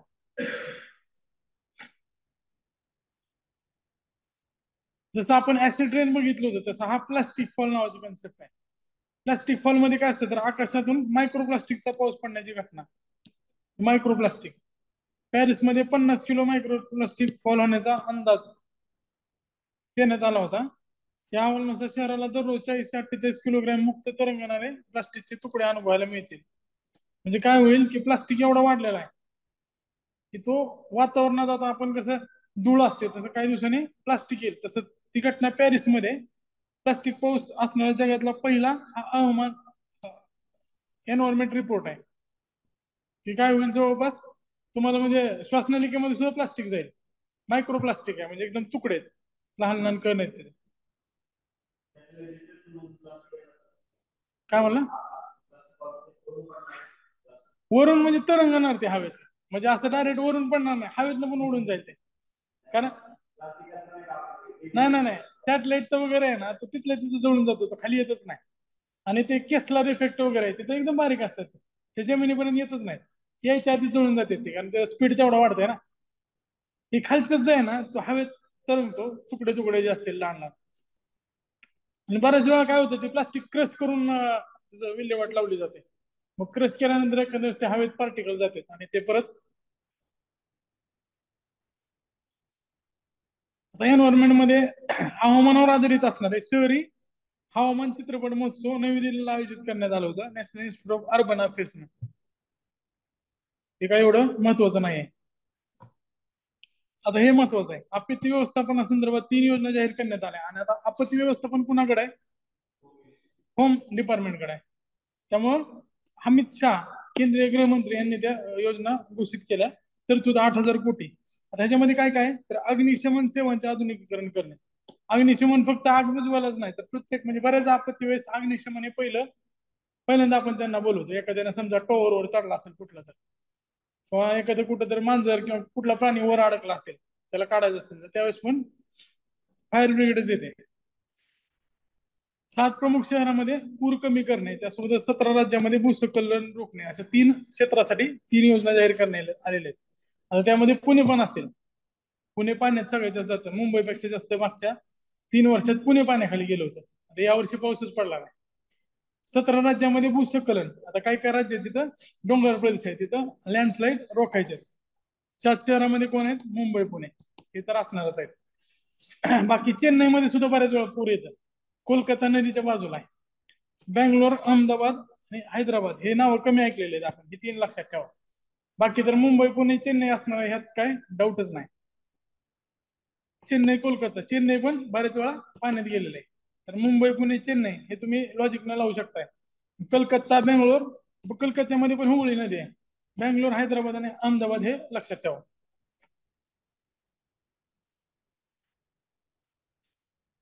तर वर्ल्ड कॉन्झर्वेशन काँग्रेस अबुधाबीमध्ये आयोजित करण्यात आली होती.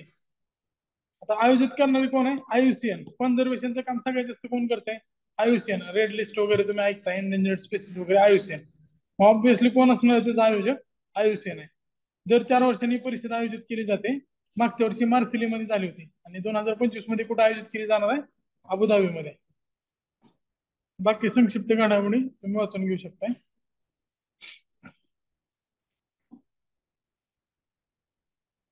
आता बघा, आता आपण प्रदूषणसाठी AQI एअर क्वालिटी इंडेक्स तसं जाहीर करतो. त्यानुसार आपण ठरवतो की रेड, ग्रीन, पर्पल. पर्पल मध्ये खूप जास्त प्रदूषण. तसंच आता उष्णता निर्देशांक प्रायोगिक तत्वावर सुरू केलेला आहे भारतीय हवामान विभाग, इंडियन मेट्रोलॉजी डिपार्टमेंटनं. किरण रिजिजूने त्याचं उद्घाटन केलं होतं. उच्च तापमानावर त्रस्त असणाऱ्या नागरिकांना मार्गदर्शन प्रदान करणे, म्हणजे घरातनं बाहेर निघायचं का नाही. जसं आपण आता दिल्लीमध्ये ते इंडेक्स बघून बाहेर पडतात लोक, तसं आता हिटचं सुद्धा आहे. नागपूर सारख्या ठिकाणी बऱ्याच जणांचा उष्माघातामुळे मृत्यू होतो. त्यामुळं हिरवा जर असेल तर 35°C पेक्षा कमी तापमान असेल म्हणजे इथं काय अडचण नाही, आपण नॉर्मली विदाऊट टोपीचं घराच्या बाहेर फिरू शकतोय. पिवळा म्हणजे 36 ते 45, इथं प्रॉब्लेम होऊ शकते तुम्हाला. ऑरेंज मध्ये 36 ते 55. जसं पावसाचा ऑरेंज अलर्ट असतो, पाऊस मोठ्या प्रमाणात पडू शकतोय. रेड म्हणजे 55 अंश सेल्सिअस पेक्षा जास्त, मग ह्याच्या बाहेर नेलं तर विषय संपला. मग 55 डिग्रीच्या जसं सहसा वर जात नाही भारतात तरी. तिकडं अल जझिरा वगैरे जिथं वाळवंटाचे प्रदेश आहेत तिथं 55च्या वर जाते, आपल्या इकडे 55च्या वर कधीच जात नाही. तर चित्त्यांच्या मृत्यूवर बघितले होते आपण, ते खाली तेजस आणि सूरज त्याच्यामध्ये अजून ऍड झालेले आहेत. आणि याच्या मृत्यूचं कारण आहे आपोआपसातील संघर्ष, हे लक्षात ठेवा. हे खरं कारण आहे का विभागाने दिलंय माहित नाही, पण ऑफिशियली कारण तर आपापसातला संघर्ष असं दिलेलं आहे त्यांनी. हे सरकारवर येणार नाही शेवटी, त्यांच्या त्यांच्यात भांडण करून मेले. त्यानंतर दात्री नावाची जी मादी आहे तिचा सुद्धा मृत्यू झालेला आहे. आकडेवारी थोडक्यात दिलेले, त्यामध्ये 600 जी मेली होती ती किडनी संसर्गामुळे मेली होती, हृदयबंधामुळे. दक्षा इतर त्याची मीटिंग करताना, ज्वालामादी उष्माघाताने मेले. ज्वालामादी आणि त्याचे 3 बछडे उष्माघातामुळे मेले होते. 20 पैकी मृत्यू झाल्याची संख्या 6 होती, आता ती कंटिन्यू वाढत आहे संख्या.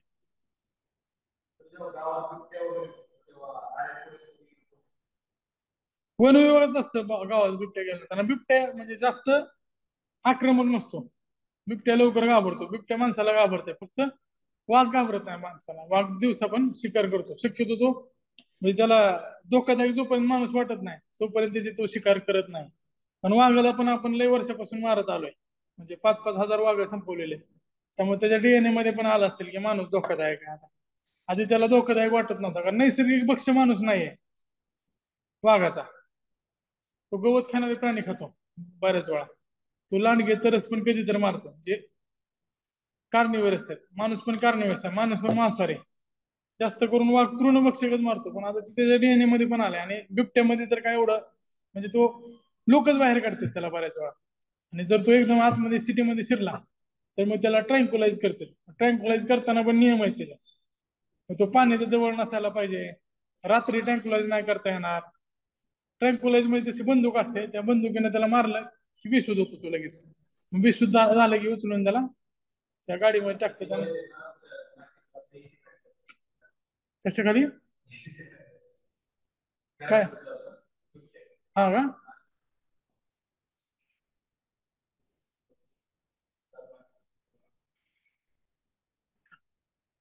त्याला ट्रँक्युलाइज करूनच काढतात. पाण्यात जवळ जर ट्रँक्युलाइज केलं समजा नदीच्या जवळ, आणि तो काही लगेच खाली पडत नाही, चालतं बिलतो. आता जसं आपण काय उदाहरण द्यायचं तुम्हाला, नाही नाही, काय खाल्लं पिल्यानंतर लगेच नशे किंवा असं झोप येत नाही, थोड्या वेळानंतर येणार त्याला. तसं समजा त्याला ट्रँक्युलाइज केलं आपण आणि थोड्या वेळानंतर तो जाऊन पाण्यात पडला तर मरेल त्यामध्ये. त्यामध्ये गाईडलाईन्स टाकलेले आहेत, त्याला रात्री पण करत नाही ट्रँक्युलाइज. रात्री केल्यावर त्याला कुत्रे पण फाडून खातील. त्याला आपण रेस्क्यू करण्यासाठी ट्रँक्युलाइज करतोय, न की त्याला धोक्यात टाकण्यासाठी. कारण माणसाला कसं आहे, माणूस येऊन कुठं जरी नशेत किंवा कशात जर पडला तर त्याला कोण काय करणार नाही, तो स्वतःच उठणार आहे परत. जंगली प्राण्याला तुम्ही जर ट्रँक्युलाइज केलं तर त्याला कुत्रे फाडून खातील, परत वाघाला सुद्धा कुत्रे फाडून खातील. जंगली कुत्रे असतात ना, असं नाही की वाघा कुत्रे ते वाघाला घाबरतात. कुत्र्यांचा कळप असतो, त्यांच्यात पण भांडणं होतात बऱ्याच वेळा. आता तसंच क्लायमेट शिफ्ट इंडेक्स सुरू केलेला आहे, क्लायमेट सेंट्रल नावाची अमेरिकेची संस्था आहे, त्याने तो जाहीर केलेला आहे. हवामान बदलामुळे दैनंदिन तापमानात होणाऱ्या परिणामाचे मोजमाप करणं हे क्लायमेट शिफ्ट इंडेक्सचा उद्देश आहे. तर ती कोणी सुरू केलं हे आपल्यासाठी महत्वाचं आहे. क्लायमेट सेंट्रल अमेरिकेची एक संस्था आहे, आणि क्लायमेट शिफ्ट इंडेक्स सुरू केलेला आहे. आता क्लायमेट शिफ्ट कशासाठी, कधी क्लायमेट शिफ्ट असेल ना तर 1850 ते 1900 हा त्यांचा बेंच मार्क आहे. त्याला काय आपण म्हणतो, औद्योगिकरणाच्या वेळेस तापमान आणि सध्याच्या तापमानात ऍव्हरेज किती बदल झाला ते आपण मोजतोय. आता जम्मू काश्मीरनं सुद्धा ब्लू पॅन्सी नावाचं फुलपाखरू घोषित केलं. आपण ब्लू मॉर्मन केल्यानंतर बऱ्याच राज्यांनी घोषित केलं होतं, त्यातलं जम्मू काश्मीरनं सुद्धा ब्लू पॅन्सी नावाचं फुलपाखरू त्यांचा राज्य फुलपाखरू म्हणून घोषित केला. आता राज्य म्हणण्यापेक्षा त्याला केंद्रशासित म्हणूया. जम्मू काश्मीर आता केंद्रशासित झालेला आहे, त्यामुळे पहिला केंद्रशासित प्रदेश आहे ज्याला स्वतःचा फुलपाखरू घोषित केलेला आहे.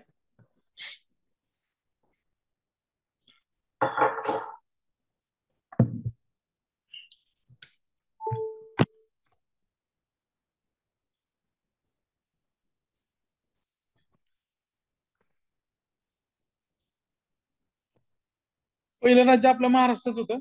ब्लू मॉर्मन आपण घोषित केलं, त्यानंतर बऱ्याच राज्यांनी फुलपाखरू घोषित केले होते. त्यातली ही लिस्ट लक्षात ठेवा, जोड्या लावल्या येणार आहे. ब्लू मॉर्मन महाराष्ट्राचा सगळ्यात पहिलं राज्य आहे. Common peacock Uttarakhand. आता एक कॉमन पिकॉक आहे ना, ह्याचा रंग जो आहे तो मोरासारखाच आहे. सदर्न बर्ड विंग्स हा मोठा फुलपाखरू आहे कर्नाटक मधला. मलबार बॅडेड पिकॉक, आता हे लक्षात ठेवायची काही गरज नाही, मलबार म्हणजे केरळ.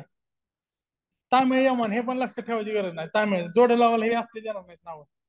कैसरी हिंद अरुणाचल प्रदेश हे लक्षात ठेवा, इथे काय संबंध नाही. हिंदीचं नाव कैसरी हिंद हा हिंदीतलंच नाव आहे, ते अरुणाचल प्रदेशमध्ये हे थोडं वेगळं आहे, त्यामुळे हे कदाचित येतील. ब्लू मॉर्मनच्या जोड्या आहेत ते 4 ऑप्शन मध्ये एकच दिलेले असेल त्यांनी, त्यामुळे तुम्हाला त्याच्यावर ना इलिमिनेट करता येणार नाही. बाकीचे फुलपाखराची नावं लक्षात ठेवा. आता जगभरात सगळीकडे उष्णतेच्या लाटा आलेल्या होत्या. आपण मागेच बघितलं 2016. एक मिनिट.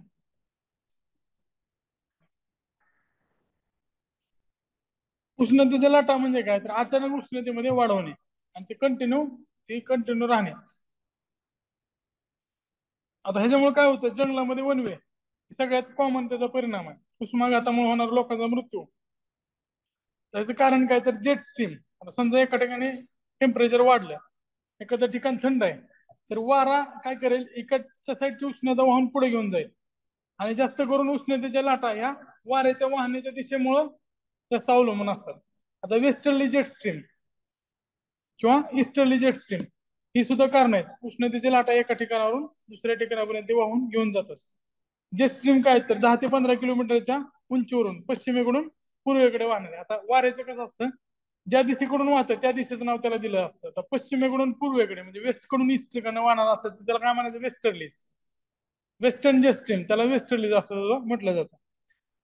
आता ह्याचा जो पॅटर्न आहे तो लाटेसारखा आहे, उत्तरेकडून दक्षिणेकडे आणि पुन्हा उत्तरेकडे असा तो वाहतो. लाटा कशा वाहतात अशा ना, तसा तो वेस्टर्ली असं ईस्ट वेस्ट कडनं वाहत येतो, त्यामुळे ते लाटेसारखा त्याचा प्रवाह आहे. जेव्हा ती वळणे मोठी होतात, असं वळण मोठं होतं त्यावेळेस ते तुलनेत संत होतात आणि त्या प्रदेशात हीट डोम तयार होतात. या प्रदेशातलं तापमान वाढतं, त्याला हीट डोम असं म्हणतात. एवढं काय लक्षात ठेवायचं आपल्याला, की जे उष्णतेच्या लाटा आहेत, हीट वेव्ह आहेत, त्याला जे वेस्टर्लीच कारणीभूत आहेत. आणि त्यांचं जे वेव्ह शेप आहे, त्या वेव्ह शेप मध्ये एका वेव्ह ज्या वेळेस त्याचे वेव्ह मोठी होते तिथे ते हीट डोम तयार करतात. वेस्टर्लीचा संबंध आहे हे लक्षात ठेवा. हा म्हणजे त्याला म्हणून आपण क्लायमेटिक इफेक्ट आहे वेस्टर्लीचा.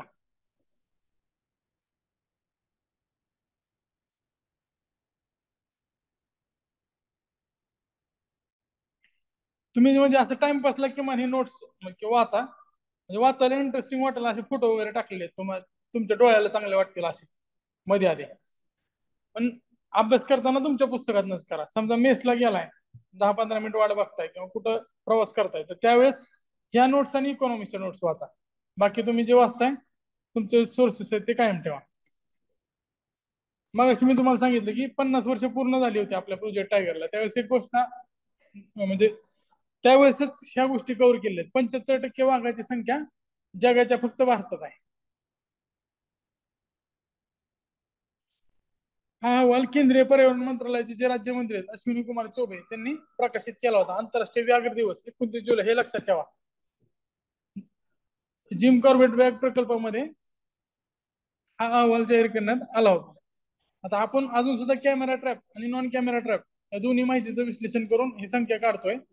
पण आता आपण सॅटेलाइट मॅपिंगचा वापर करतोय. ही कॅमेरा ट्रॅप पद्धत जुनी झाली, सध्या आपण सॅटेलाइट मॅपिंगचा वापर सुरू केलेला आहे. मात्र एक कॅमेरा ट्रॅप मुळेच मध्ये जे आकडेवारी आहे त्याच्यामध्ये थोडी विसंगती आढळली होती. कॅमेरा ट्रॅप मध्ये 3167 आणि नॉन कॅमेरा ट्रॅप मध्ये 3019,925 असे दोन आकडेवारी सापडलेले आहे. मग त्याची सरासरी काढली तर 3682 ते त्यामुळे वार्षिक वाढ 6.1% झाली असं आपण म्हणतोय.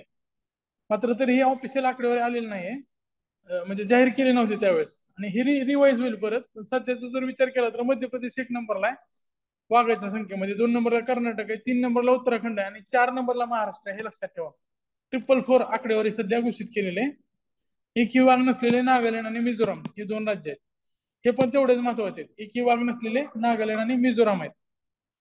तर सर्वाधिक वाघ कुठं असतील तर जिम कॉर्बेट मध्ये 260 वाघ आहेत. जिम कॉर्बेट मध्ये सगळ्यात जास्त शक्यता आहे तुम्हाला वाघाची सायटिंग होण्याची.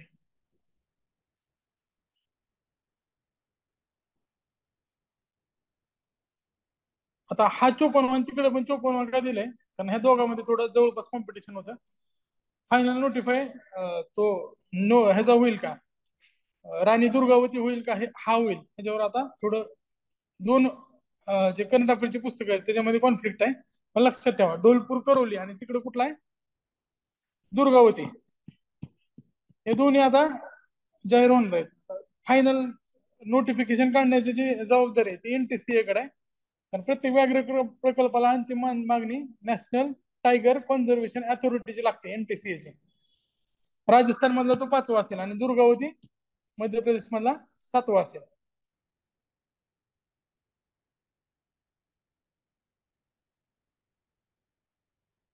आता जर विचार केला तर सगळ्यात जास्त व्याघ्र प्रकल्प असणाऱ्यांची संख्या मध्य प्रदेश आणि महाराष्ट्रात होती. मात्र आता मध्य प्रदेश महाराष्ट्रापेक्षा पुढे गेलेला आहे. इथं 7 असतील, महाराष्ट्रात 6 आहेत आणि कर्नाटक राजस्थान मध्ये किती आहेत 5-5 आहेत आणि तामिळनाडूमध्ये पण 5 आहेत. राजस्थान 5, कर्नाटक 5, तामिळनाडू 5. संख्या तर लक्षात राहू द्या. सगळ्यात जास्त संख्या कुठे आहे मध्य प्रदेशमध्ये, त्यानंतर महाराष्ट्र 6, राजस्थान कर्नाटक आणि तामिळनाडूमध्ये 5-5. सगळ्यात जास्त मृत्यू पण मध्य प्रदेशमध्ये झालेले आहेत. मात्र टोटल संख्येत जरी महाराष्ट्र 4था असला तरी मृत्यूमध्ये दुसरा आहे. ते मध्ये आलं होतं बहलोली या नावाचे जे शिकार आहेत त्यांचं प्रमाण आपल्या महाराष्ट्रात जास्त होतं. शिकार होण्याचं सुद्धा प्रमाण महाराष्ट्रात जास्त आहे वाघाचं. आता वन संवर्धन सुधारणा विधेयक 2023 ला जाहीर करण्यात आलं होतं. त्याला लोकसभेला आणि राज्यसभेत मंजुरी मिळालेली आहे. त्यानुसार काय होईल, फॉरेस्ट कन्झर्वेशन ऍक्ट 1980 मध्ये सुधारणा केली जाईल. आता हे सुधारणा कशासाठी केलं जाते तर आता ज्या आधुनिक सुधारणा झालेल्या आहेत त्यामध्ये उलट जास्त सूट दिली जाते. म्हणजे जे बंधन आहेत ते शिथिल केले जात आहेत. यामध्ये काय केलं, राष्ट्रीय सुरक्षा प्रकल्पासाठी आवश्यक असलेल्या देशाच्या सीमेपासून 100 किलोमीटर अंतरापर्यंतची जमीन या कायद्याच्या क्षेत्रातून वगळली गेली. आता राष्ट्रीय सुरक्षा प्रकल्प म्हणजे conservation project, tiger conservation project वगैरे असेल त्याच्या सीमेपासून 100 किलोमीटर अंतरापर्यंतची जमीन या कायद्याच्या कार्यक्षेत्रातून वगळलेली आहे. म्हणजे आंतरराष्ट्रीय सीमा आहे. आता आंतरराष्ट्रीय सीमा असलेल्या भागातील त्या ठिकाणात महामार्ग वीज प्रकल्प उभे करण्यासाठी जंगल क्षेत्र देण्याचा अधिकार आहे. आता तुम्ही इकडे स्नो लेपर्डचं सिक्कीम मध्ये पण आहे आणि तिकडं उत्तराखंड मध्ये पण आहे, पण तिथं आंतरराष्ट्रीय सीमा पण आहे. फॉरेस्ट कॉन्झर्वेशन एरिया असल्यामुळे तिथं तुम्हाला डेव्हलपमेंट काय करता येत नाही, रोड वगैरे तयार करता येत नाही. पण नॅशनल सिक्युरिटीचा विचार करता तिथं या गोष्टीची गरज आहे, वीज प्रकल्पाची, रोडची. मग त्यावेळेस काय केलं जाईल, जिथं आंतरराष्ट्रीय सीमा आहे त्याच्या 100 किलोमीटर पर्यंतचा जो भाग आहे तिथले जे जंगल म्हणून जी बंधनं टाकलेले आहेत ते बंधनं शिथिल केले जातील असं त्याचा अर्थ होतोय. समजलं का? जिथं आंतरराष्ट्रीय सीमा आहे तिथले 100 किलोमीटर पर्यंतचा एरिया आहे ते बंधनापासून मुक्त केला आहे थोडक्यात. आता बाकी काय काय केलेलं आहे तर वन क्षेत्रामध्ये प्राणी संग्रहालय, सफारी, पर्यावरण पर्यटन, चेकपोस्ट, कुंपण, पूल याला सुद्धा परवानगी दिलेली आहे. म्हणजे आता ह्याच्यामध्ये इको टुरिझम किंवा जंगल सफारीला पायाभूत सुविधा सुरू करता येईल. त्यासोबतच गंधार जंगलामध्ये राष्ट्रीय सुरक्षे संदर्भातले जे प्रकल्प आहेत, पायाभूत सुविधा प्रकल्प आहेत, त्यासोबतच आदिवासींच्या उपजीविकेसाठी आवश्यक प्रकल्प आहेत ते सुद्धा स्थापन करता येतील. ज्यावर झाड आहेत पण जंगल म्हणून अधिसूचित नाही त्याचा संरक्षित क्षेत्र दर्जा काढून घेण्याचा केंद्राला अधिकार आणि तो क्षेत्र आहे तो पर्यटन आणि प्रकल्पासाठी वापरता येईल. ही जरा जंगलासाठी घातक असणारी गोष्ट आहे. नष्ट होणाऱ्या जंगलाची भरपाई म्हणून पर्यायी वनीकरणाला प्रोत्साहन, त्याला कॉम्पन्सेटरी अफॉरेस्टेशन म्हणतो आपण. त्याला पर्याय एका ठिकाणी आता समजा मेट्रो कार शेड साठी आपण झाडे तिथली काढली आणि ती दुसरीकडे लावली तरी त्याचा काय उपयोग होत नसते. तिथला जो नॅचरल हॅबिटेट आहे तो त्या झाडाच्या डेन्सिटीमुळे आहे आणि तो कित्येक हजार वर्षापासून तिथं वाढलेला आहे. तिथनं आपण काढली आणि पनवेल मध्ये तिथं रोडच्या कडेला झाडं लावली तर त्याचा काय उपयोग आहे का तेवढा, त्याचा तेवढा उपयोग होणार नाही. पण आता त्याला कॉम्पन्सेटरी अफॉरेस्टेशनला प्रोत्साहन दिलं जाईल असं सांगितलेलं आहे. जंगलामुळे रखडलेले प्रकल्प मार्गी लावण्यासाठी राज्य स्तरावर छाननी समिती आणि 40 दिवसात निर्णय घेण्याचे बंधन राहील. आता मेट्रो कार शेडचा पण इम्पॅक्ट ह्याच्यावर झालेला आहे. सरकार बदलल्यानंतर त्या मेट्रो कारशेडला परवानगी दिली होती त्या ह्याच्या जंगलामध्ये, आरेच्या जंगलामध्ये. तर त्याचा पण इम्पॅक्ट या सुधारणेवर पडला असेल. वन जमीन खाजगी संस्थेला देण्यासाठी राज्य सरकारला केंद्र सरकारची पूर्व परवानगी आवश्यक आहे, हे इम्पॉर्टंट आहे. ह्यामध्ये थोडं फक्त नियम स्ट्रिक्ट केलेले आहेत, बाकी तर काय शिथिलच केलेले आहेत. जर स्वच्छ वायू सर्वेक्षण 2023, थंडीमध्ये ऍक्च्युअली जे हवेची क्वालिटी गुणवत्ता आहे ती जास्त खालावते. कारण त्यावेळेस जो PM2.5 असतील किंवा PM10 असतील ते खालच्या थरामध्ये राहतात हवेच्या डेन्सिटी वाढल्यामुळे. CPCB जे आहे, सेंट्रल पोल्युशन कंट्रोल बोर्ड, त्याच्या अंतर्गत 103 शहरांचं सर्वेक्षण केलं जातं.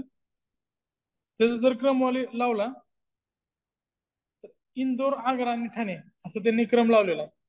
10 लाखापेक्षा जास्त लोकसंख्या असणाऱ्या ठिकाणी प्रदूषित शहराची क्रमवारी लावलेली आहे.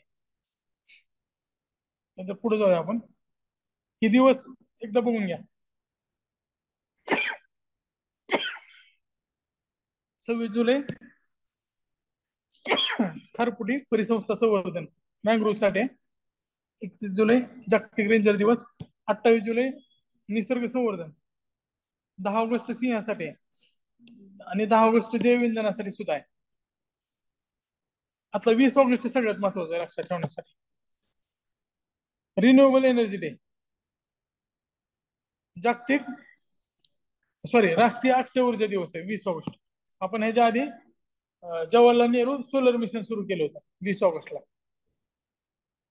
बाकी सिंगल लाईनर आहेत.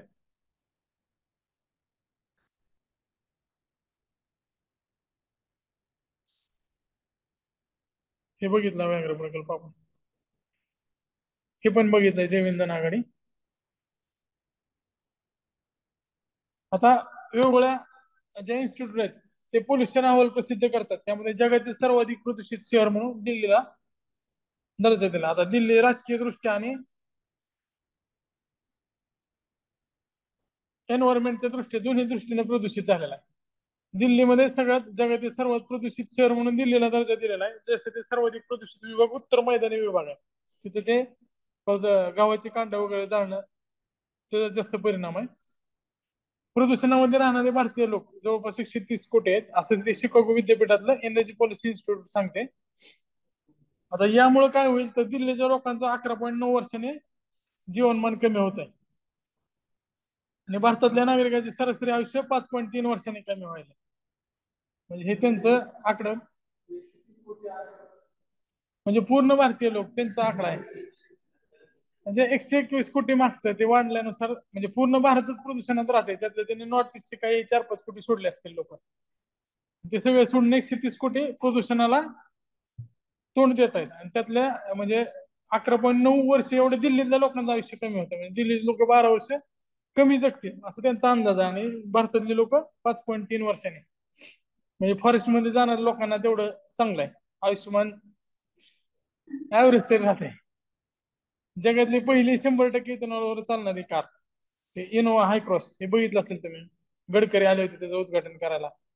आणि पुण्यामध्ये एकदा भाषण करताना पण जरा त्याच्यावर वाद झाला होता. हवेत कार जाणार काही दिवसांनी, एवढं ट्रॅफिक वाढलं असं त्यांनी व्यंगामध्ये सांगितलं असेल. ते ऐकलं असेल ना ते भाषण. 100% इथेनॉलवर आहे, 100%. Toyota Innova Hycross. आता हे चालवायची म्हणल्यावर त्याला इथेनॉल कुठून आणायचं, वाटेत जर गाडी बंद पडली तर सोबत घेऊन फिरावं लागेल ते इथेनॉल. ती अडचण आहे त्याची. खरं तर प्रॅक्टिकल तेवढे नाहीये, फक्त काहीतरी वेगळं करायचं म्हणून ब्लेंडच चालू शकते सध्या. प्युअर इथेनॉल त्याच्यामध्ये आता पेट्रोलमध्ये एवढी भेसळ आहे, इथेनॉल मध्ये भेसळ केलं तर त्याची गाडी बंद पडायची. कारण आता सध्याचे जे जुने इंजन आहेत ते भारतीयसाठी एकदम भारी होते. त्यामध्ये रॉकेल जरी टाकलं तर ते इंजन चालत होतं. जुन्या गाड्या बघा तुम्ही, 2 स्ट्रोक वाल्या, गावामध्ये रॉकेल टाकून जास्त चालायच्या. त्या 2 स्ट्रोक वाल्या जुन्या होत्या.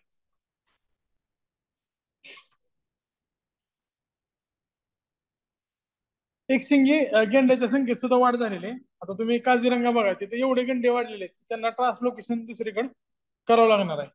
एकशिंगी गेंड्याची संख्या 3262 झालेली आहे.